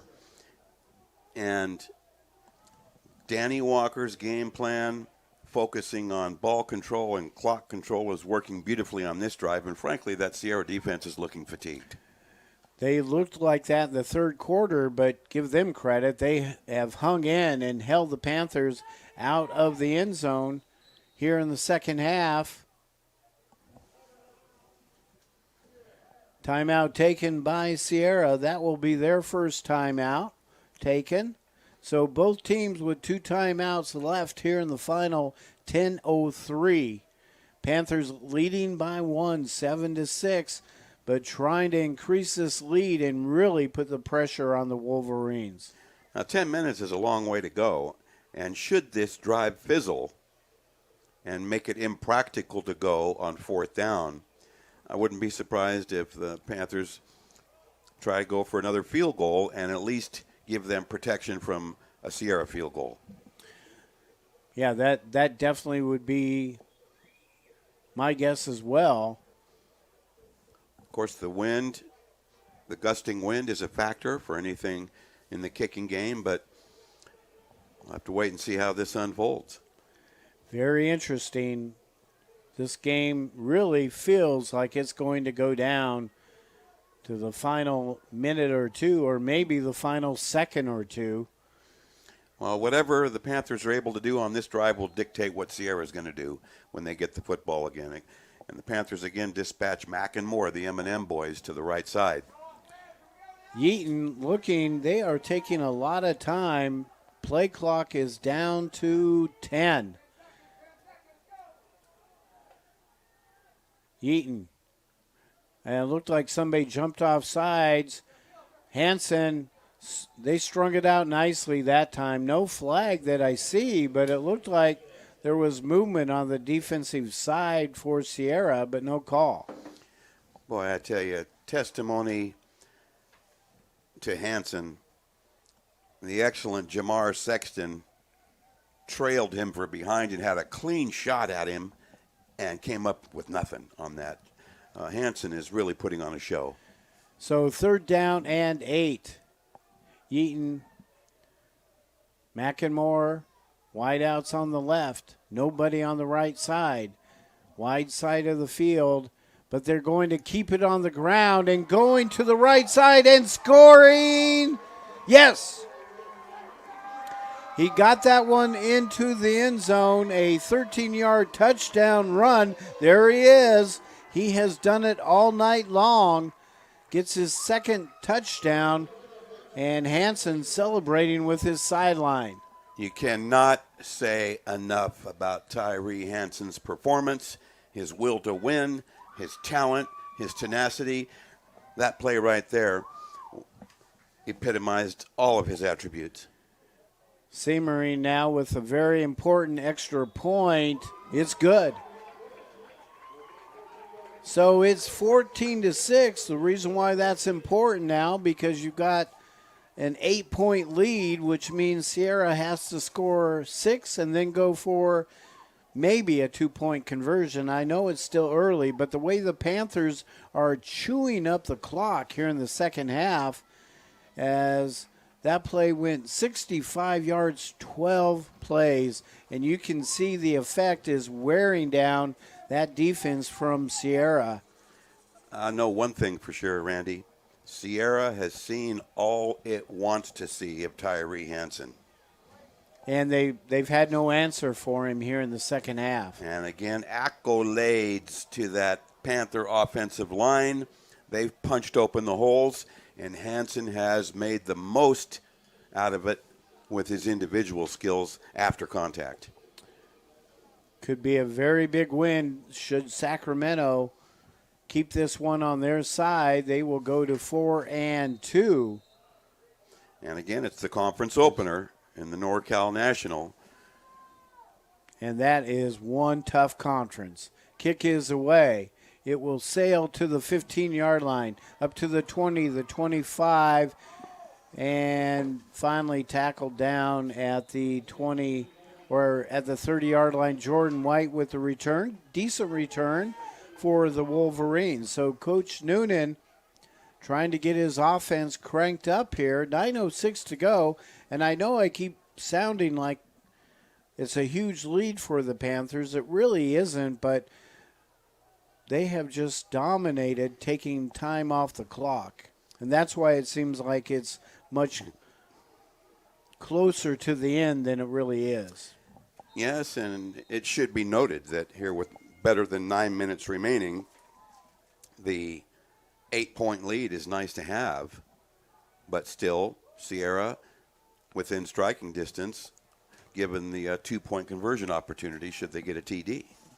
Panthers have shut the Wolverines out here in the second half to this point. Anderson shoots it down and not close. Well, he was trying for Isaiah Bailey on a crossing pattern there. I think it's the first pass attempt on the evening for Anderson, and the throw was off target and low, incomplete. Well, they tried to cross him up a little bit. He's more the running quarterback, but trying to throw a little wrinkle out there. So Anderson has him set. Twins left and right. In the pocket he goes. He's going to go down. He takes the sack. And they've been close to him all night long. They finally get there. And it is Polai. He's one of those super pass rushers out of Burbank High School. And even with Anderson's quick feet, he was unable to escape. He came right up the middle. Anderson had nowhere to go. It is 3rd and 16. He's going to run for it. Panthers all over the field. And that is a good job letting things break down, but then recover. Coming up with a tackle that time, Raphael Lewis. Lewis, a sophomore out of Casumnas Oaks High School in Elk Grove. So the Panthers hold 4th down and 10. And Coach Noonan's going to punt the football away and hope his defense can make something happen. 3 and out on that. Well, I tell you, though, I'm impressed with Anderson. What a dynamic runner. Oh, he's amazing. Lukowski, punt formation. Looks to the right. Line drive, kick again. And Moore will stay away from this one. Good choice. Not bad field position for Coach Walker and his club. 7:33 to go. The Panthers leading 14-6. Basically, Danny Walker's ball club has the table set just the way they want it right now. If they can maintain that ball control offense featuring the Hanson in the run game, they can pretty much drive it and expire the clock. Well, they've taken Hanson out of the game. They come back with Jimmy Hatch. Hatch, pretty good runner in his own right. They are going to throw it. What a surprise. Mack has it, but he will be thrown back. Got back to the line of scrimmage. I like the call, even though it didn't work, because the Sierra defense was stacked for a run. That was just a beautifully covered play out there in no man's land. Mack with the reception, and he's got the quick feet, but it was limited to a 2-yard gain. Well, forward progress did give him 2. I thought he was stopped at the line of scrimmage, but they say he gained 2. So he's out on the left side, the wide side of the field, along with Jordan Moore. 2nd down and 8. They go back to the ground game. And there's a hole at the 40, the 45 to the 47. A flag is thrown as Hatch with the carry. Might be a face mask call, but we'll wait for the official call. And the right side containment for the Sierra defense was non-existent. Possible drive, Buster. Holding against the Panthers. That was a nice pickup, first down carry, or a first down pickup by Hatch, but the hold will negate that. Take the Panthers backwards. So they are at the 36-yard line. 6:45 to go. Second down.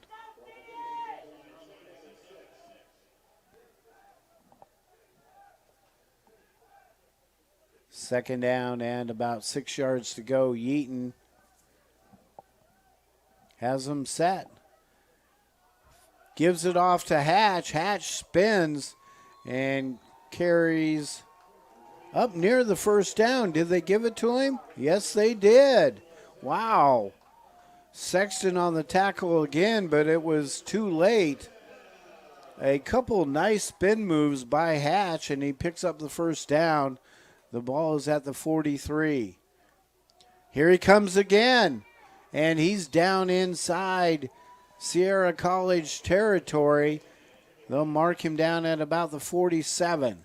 Again, this Sierra defense has been out there a long time, and they're getting really tired, and that Sac offensive line is just beating them up.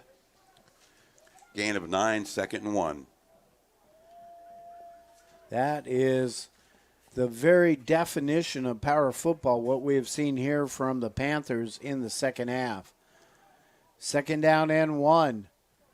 And time is now on the Panthers' side. They lead by 8, 14-6. Panthers are not sure what to do. Let's see if they get a timeout. They do. They take the timeout, so they are down to their final timeout. If they can, they've got a very good chance of picking up this first down on 2nd and 1. If they can grind out 2 first downs, this ball game will be over. And the running attack has really proven itself. Hansen has been a stellar star tonight, and the H&H combination with Hatch now coming on, right, following his breakout game against COS, gives him a double threat.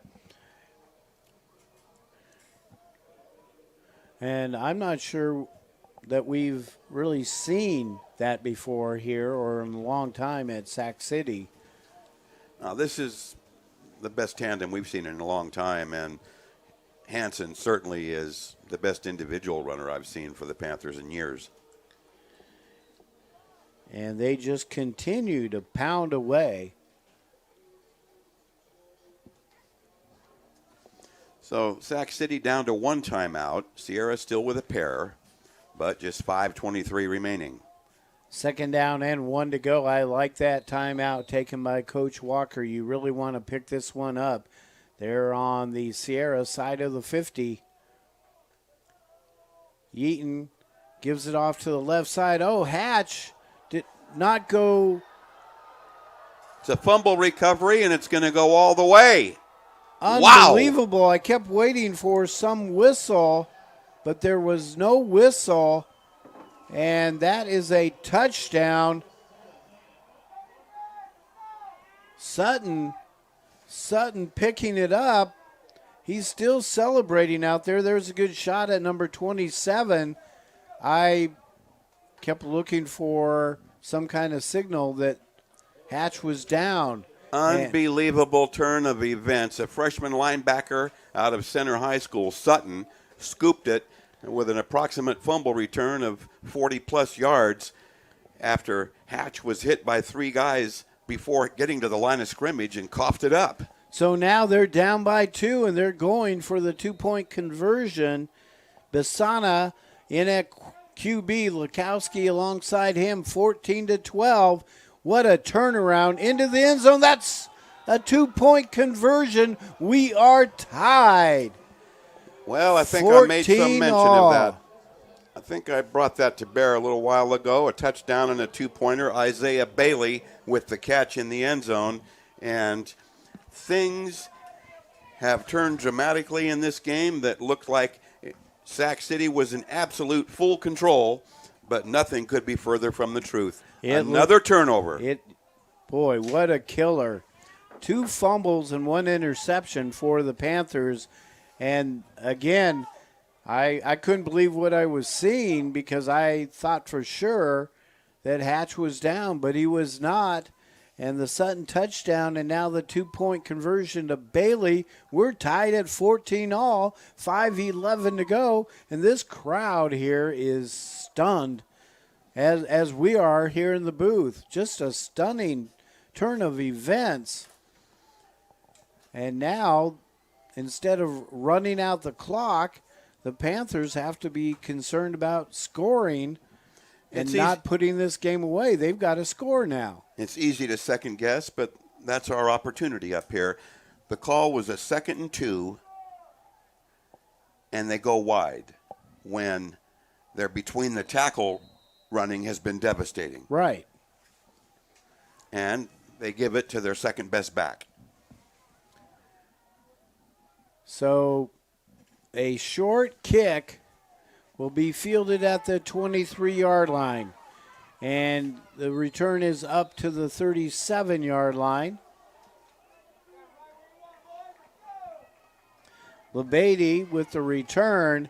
And now the crowd trying to get into it, trying to pick the Panthers back up. You talk about momentum. You talk about a swing. This crowd can't believe it. Still a lot of time to go, and the Panthers would not have to score a touchdown. But on a wet, soggy night here in Sacramento, do you want to risk the field goal attempt, especially after what has just happened?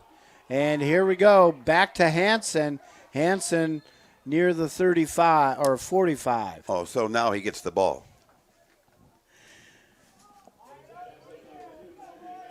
So 1 yard shy of picking up the first down is Hansen.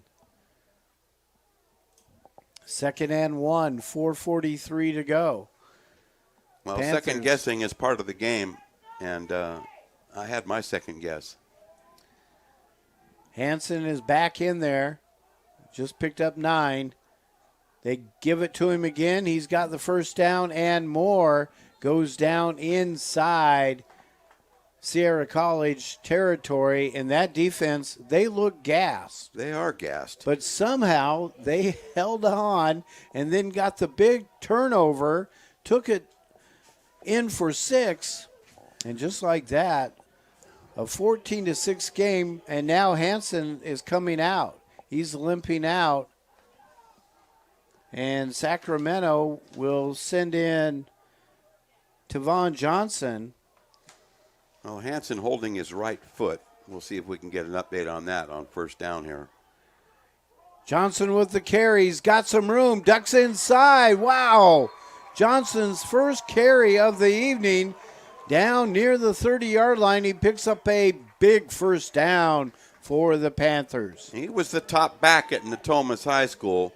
Just a freshman, listed at 6 feet 210, and he had a good opening to run through and made the most of it. He liked what he saw, and they mark it back at the 34-yard line. 1st and 10 from there, 3:39 to go. 14-6 lead has evaporated. We're deadlocked at 14. That was a nice 14-yard chunk. Johnson gets the carry, goes back inside. They'll hold him to about a 3-yard pickup.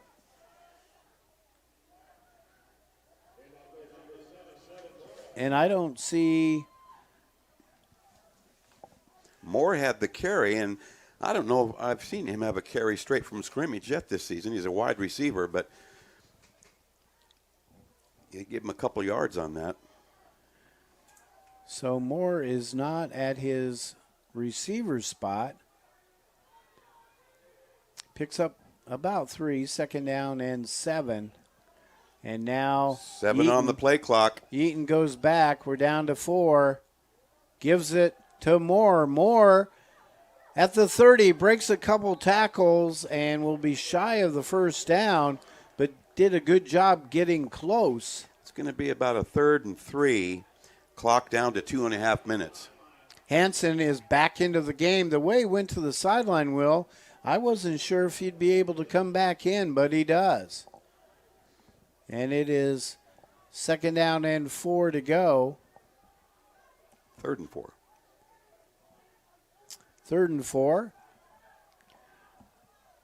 Mack is wide to the left side. Yeaton looks out at his direction. Down to 3. Hansen has it, but Hansen is going to be short of the first down. Now what?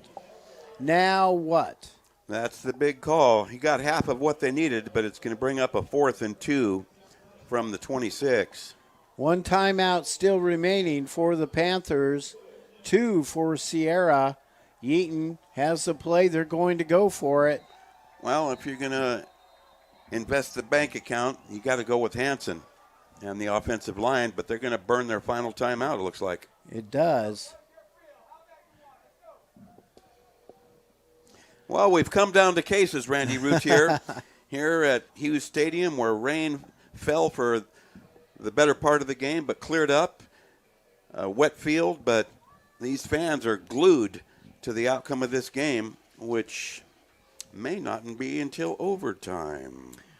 Well, it's just so incredible. The Panthers looking like they were going to run time off the clock, score, put this one out of sight.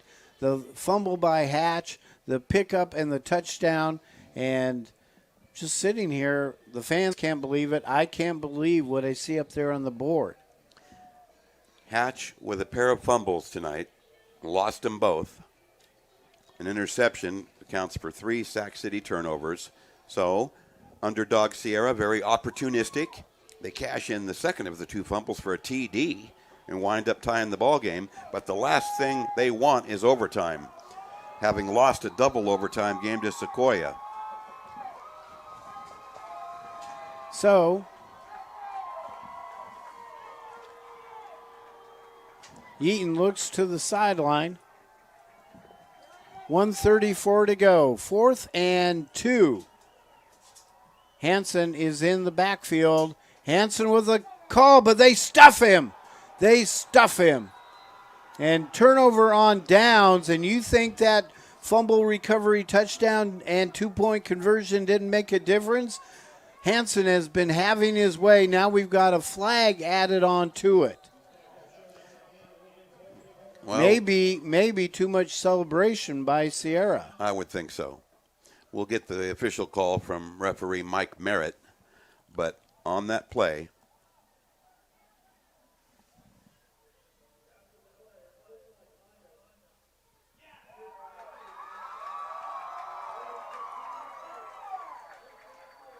so it's a 15-yard penalty against Sierra, which is going to back them up into territory they don't want to be in. However, the ball goes over.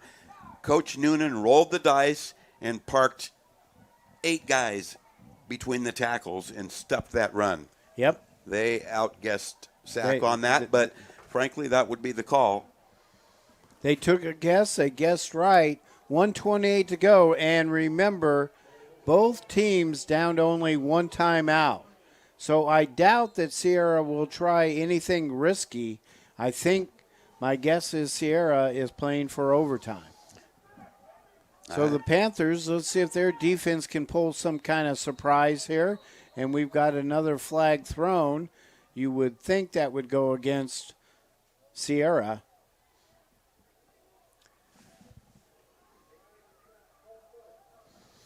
Well, the false start is going to cost the Wolverines 5 and back them up to the 9-yard line. Sac City still may be able to make some of this situation before overtime. So it's 1st and 15. Anderson is the quarterback. Lukowski behind him. Lukowski has been tough all night long. He gets another carry here. Not a lot of yardage. He pounds it up near the 14. And the clock winding down. Sure feels like overtime. Well, Lukowski, boy, he's been a tough nut all game. He got the penalty yardage back. So, 2nd and 10 from the 14. Anderson really taking his time. Play clock is at 14, but he's in no hurry. And he's going to run the option play to Lukowski. He's going to throw for it, or wanted to. Now he's going to run it. picks up some blocking on the left side. There's an opening. Lukowski. Good effort by Lukowski, but I saw the clip, illegal block from behind, and it's going to burn Sierra. It occurred at the 16-yard line, and it's going to pin them deep here with about 40 seconds to go in the game. Boy, they keep picking up these penalties, but the bad side of that is they're running the plays over, and it is taking more time off the clock. Good call, Will. Block in the back, they just leveled Hayden Thornton, and it was such an obvious, conspicuous call right in front of the line judge. He didn't hesitate throwing that flag, and you can see the walk-off is really going to put Sierra College in deep trouble. But on the negative side for Sac, it's only second down still. And they only have one timeout remaining, 38 seconds to go. They start the clock. Bisana is into the game. I cannot see any way they're going to throw the football here. Play clock down to 10. Bisana drops back. I've got to believe this will be a handoff to Lukowski. No, he pumps. He throws it, and it is picked off. Are you kidding me? It is picked off by Raphael Lewis. Difficult to believe. 12 seconds to go. Wow. I mean, I guess all in all, you're still probably looking at overtime here. Now for Simmering, his long on the season is 32 yards. They need about a 20-yard chunk here. They'll have two plays at least with 12 seconds. And one timeout. And a timeout. So they could go down the middle of the field. They don't have to go to the end zone or throw it to the sideline. They could throw it down the middle. The clock would stop with the first down, and then they could call timeout. They've got an excellent chance to get in field goal range, but we're going to have a stoppage here. Timeout, Sierra. So Sierra has taken their final timeout. Well, over the years, I have always said at community college football, you'll see everything. Anything can happen. Anything can happen, and it does. And we saw Bisana crank it up and throw from his 5-yard line. No, I cannot. I'm not sure what they were trying for there. To get down the field far enough to win it.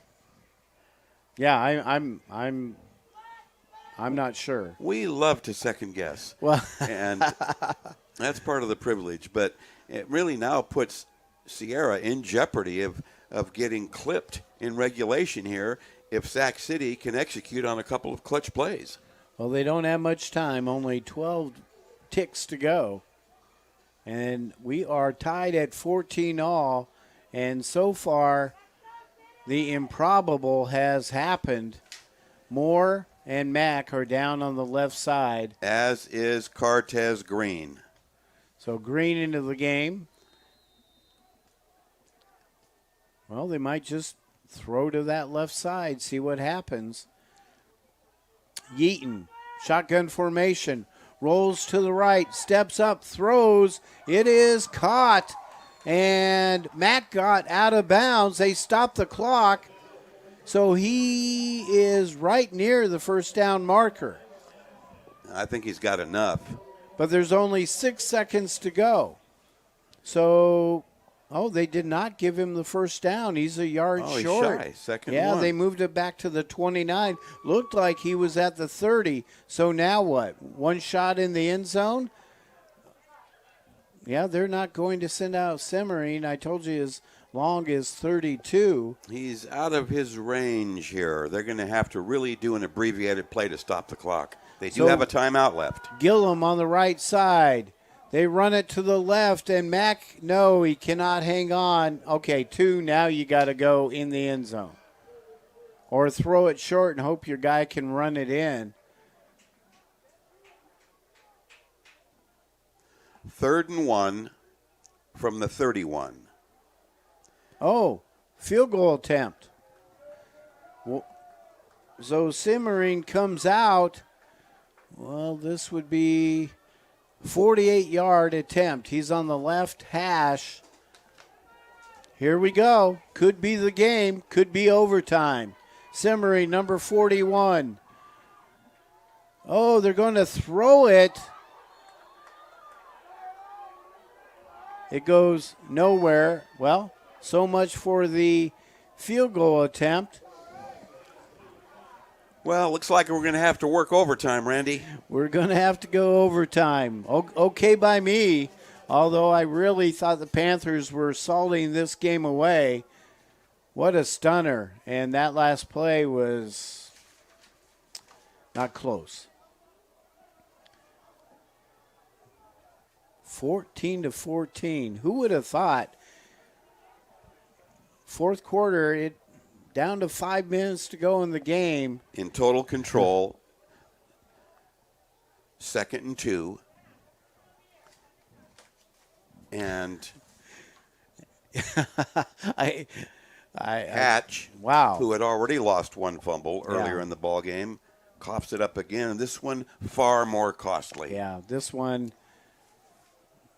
you just don't expect somebody to pick it up and return a fumble like that for a touchdown. With very little reaction. Yeah. Well, I think everybody may have been like me. I was stunned. I couldn't even believe, I kept looking for a signal that he was down, but he was not. Well, a startling turn of events. Chris Sutton out of Center High School with the fumble recovery and return for a touchdown. The third giveaway of the game by Sac City, a costly one. And the visitors from Sierra College have forced overtime here on a stormy evening in Sacramento. We're here at Hughes Stadium where it's been very windy with the crosswind gusting throughout, but the rain has held off for about half the ball game, which has made it a little bit more tolerable and presentable for the fans that have come out in this weather. But things have not gone well here in the second half for host Sac City.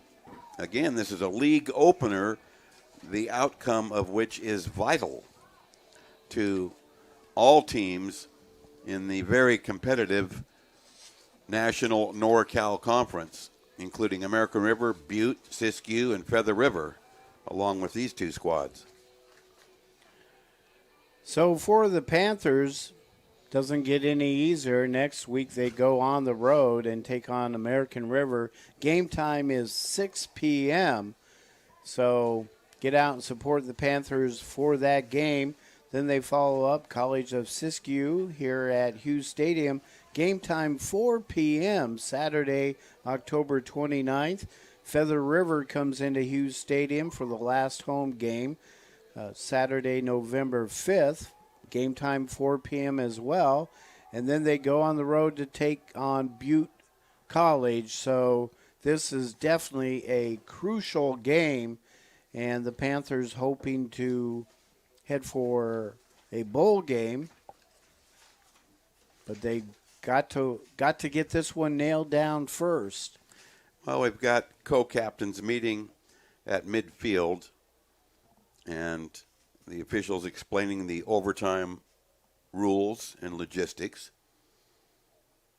And we'll see who wants to do what in overtime.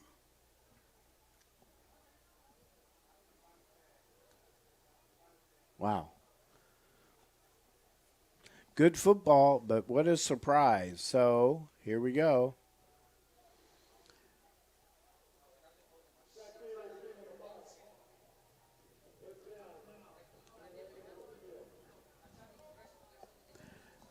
From what I got out of that from our referee Mike Merritt, Sac City won the toss and deferred. They'll be kicking off and putting the burden on their defense, which has been tremendous tonight, hoping to pin Sierra, force a punt, and get good field position. Not a bad way to go. Because, quite frankly, Sierra has yet to prove that they can move the football. So we head into overtime. 14-all is the score. And the ball will be placed at the 25-yard line.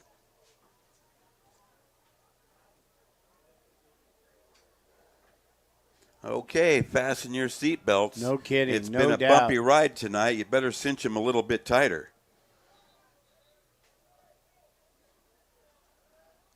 Exciting drama unfolding here at Hughes Stadium in this conference opener. And no rain in sight right now. So Yeaton comes out. Hansen will line up in the backfield. And they start at the 25. Okay, Sac City. Yeaton under center. Gives it. No, he fakes, rolls to the left side, has a man open. It is caught and heading down towards the end zone, just shy.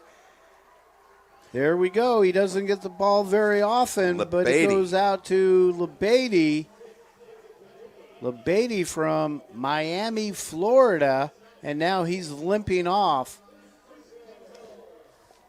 What a huge play. Coming into this game, he had only 6 receptions, and I think he's had 3 or 4 tonight. He's been an important piece of this puzzle. So Tivon Johnson lines up inside, and the give is off to the left side. That is Hansen again. The first down carry from the 5, he gets a yard or so. No clock factor. Well, he's delivered a lot of blows, but he's taken a pounding tonight as well. He's been successful, but he's had a lot of hits. Well, the play fake to Hansen to set up the big gain on the throw to LeBady was an excellent call. It was a great call, and they are going to give it to Hansen. Hansen is in. He scores. So the Panthers get the ball here in the overtime period. They go from the 25 on the great play call to LeBady. LeBady sets it up. 2 carries by Hansen. He's got him on the board again. Boy, what a marvelous athlete and marvelous competitor. That's his second short TD run of the ball game. And a 12-yarder plus a 2-yarder and a 4-yarder. He's got all 3. And now Siemering comes in. We've got a Wolverine headed to the sideline. Casey Boyd injured. They had a lot of injuries in the first half, but fortunately they all came back. But now Siemering, I do not have to say how important this extra point is. Good snap. Oh, we've got a flag. It was blocked, but something happened penalty-wise. Let's let them sort it out.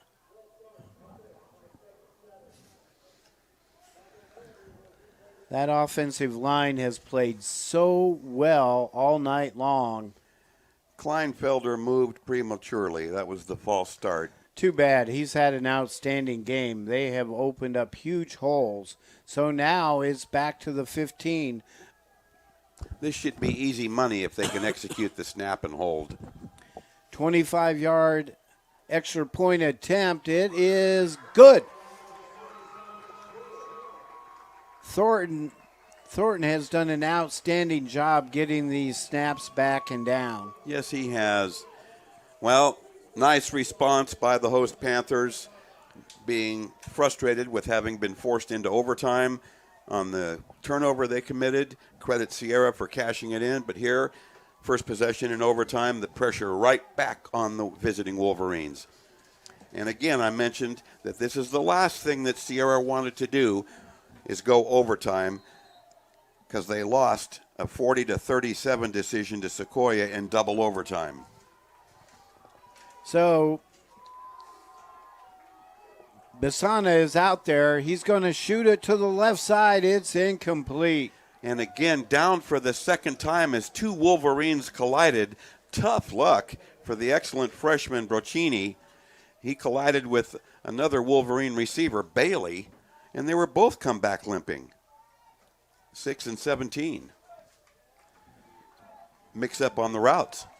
Second down and 10 to go. Bisana with Lukowski along his side. So Coach Noonan sending out number 12 to try to keep them in this overtime. We've got flags thrown, and I think every official threw a flag on that. Yeah, it was somebody moved. Either the offensive center or the nose guard for Sac City. It's going to cost Sierra 5. Oh, now those penalties are rearing its ugly head again. The home crowd trying to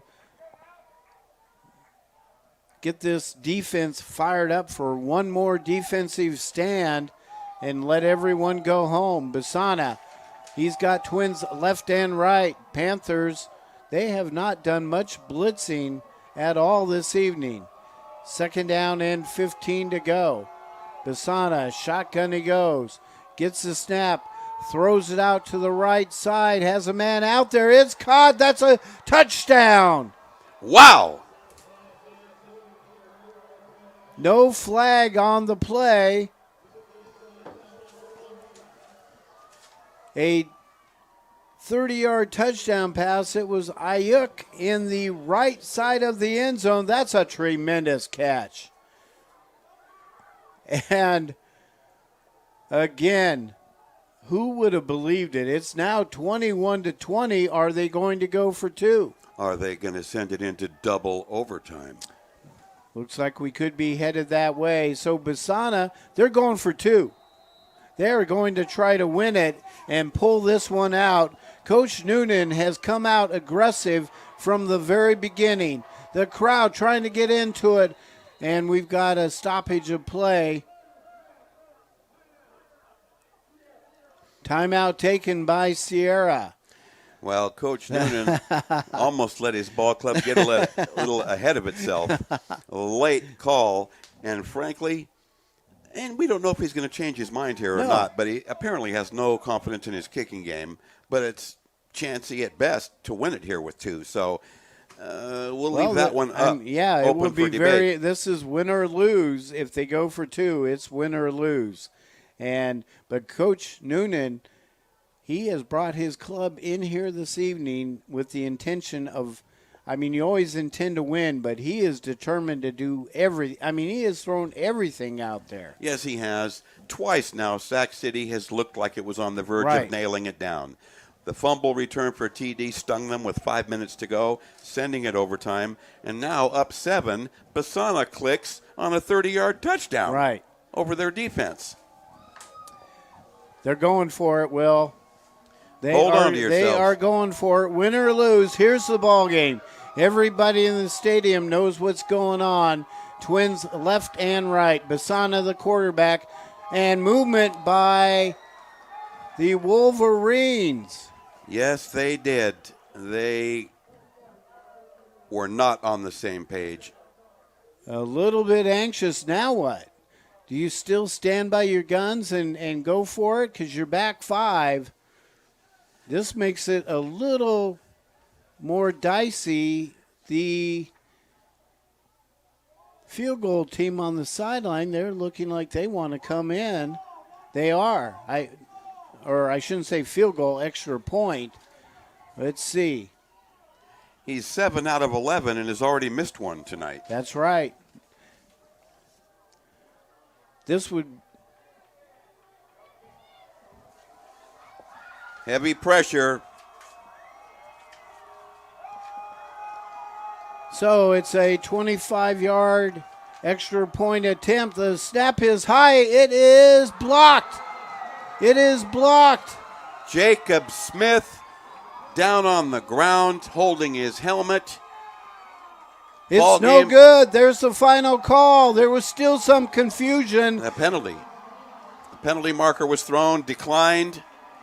And what a thriller. Oh, my. Oh, my. Jacob Smith could not convert. It was mayhem down there. Guys and bodies everywhere. And then with the flag, as you said, Will, there was confusion. People looking around, what's the call? And finally they get the call. The Panthers hang on, and that's not even the right word. hang on by their fingernails. They win this game 21 21-20 over Sierra. In Wow. a thrilling overtime that featured a touchdown by each squad. You got to credit Sierra for all their tenacity coming in here with a 1-4 record on the road in their league opener, and we see the excellent sportsmanship as the teams exchange greetings across the center of the field. A fan's delight in terms of drama and suspense, and a tough loss for Coach Noonan's Wolverines, and a thrilling victory for head coach Danny Walker and the Panthers that opened conference play with a 1-point win in overtime. What a way to celebrate 100 years of athletic performance here at Sacramento City College. Unbelievable. They win 21-20. How is Sierra 1-5? I can't see it. They've lost 2 overtime games, so you can imagine had those gone the other way, they'd be a 3-win team instead of 1 victory. And for the Panthers, they go on the road next week. Game time, 6 o'clock, American River. Another big contest for Coach Walker and his squad. And then back here at Hughes Stadium, 4 o'clock Saturday, October 29th. We hope you will listen to us, watch us. If you can't make it out here, come out, support the Panthers. They take on College of Siskiyou, and Will and I will be back for that game. Can't wait, but what a game. Really just a terrific ball game. Heartbreaking loss for Sierra. They've now dropped 2 in overtime, and it was quite clear that their special team execution was lacking. A couple of failed PATs was the difference in this ball game. But they came to play, and credit Coach Noonan's ball club for their effort on the road, and certainly credit Danny Walker's ball club for stumbling at home on a couple of key plays, but stepping it up enough to salvage the victory. Want to thank everyone over here at Sacramento City College, especially Mitch Campbell, the athletic director here, Paul Carmazzi, the assistant athletic director, Steve Gill and Ruben Davis. Thank everyone, and it's just great to be back here, and we're going to wrap it up where from Sacramento City College, Randy saying so long. Randy along with Will James saying so long tonight as the Panthers win this game by a score of 21-20 in double overtime. Hope to see you. And for more Panther football here on SportsNetUSA.net.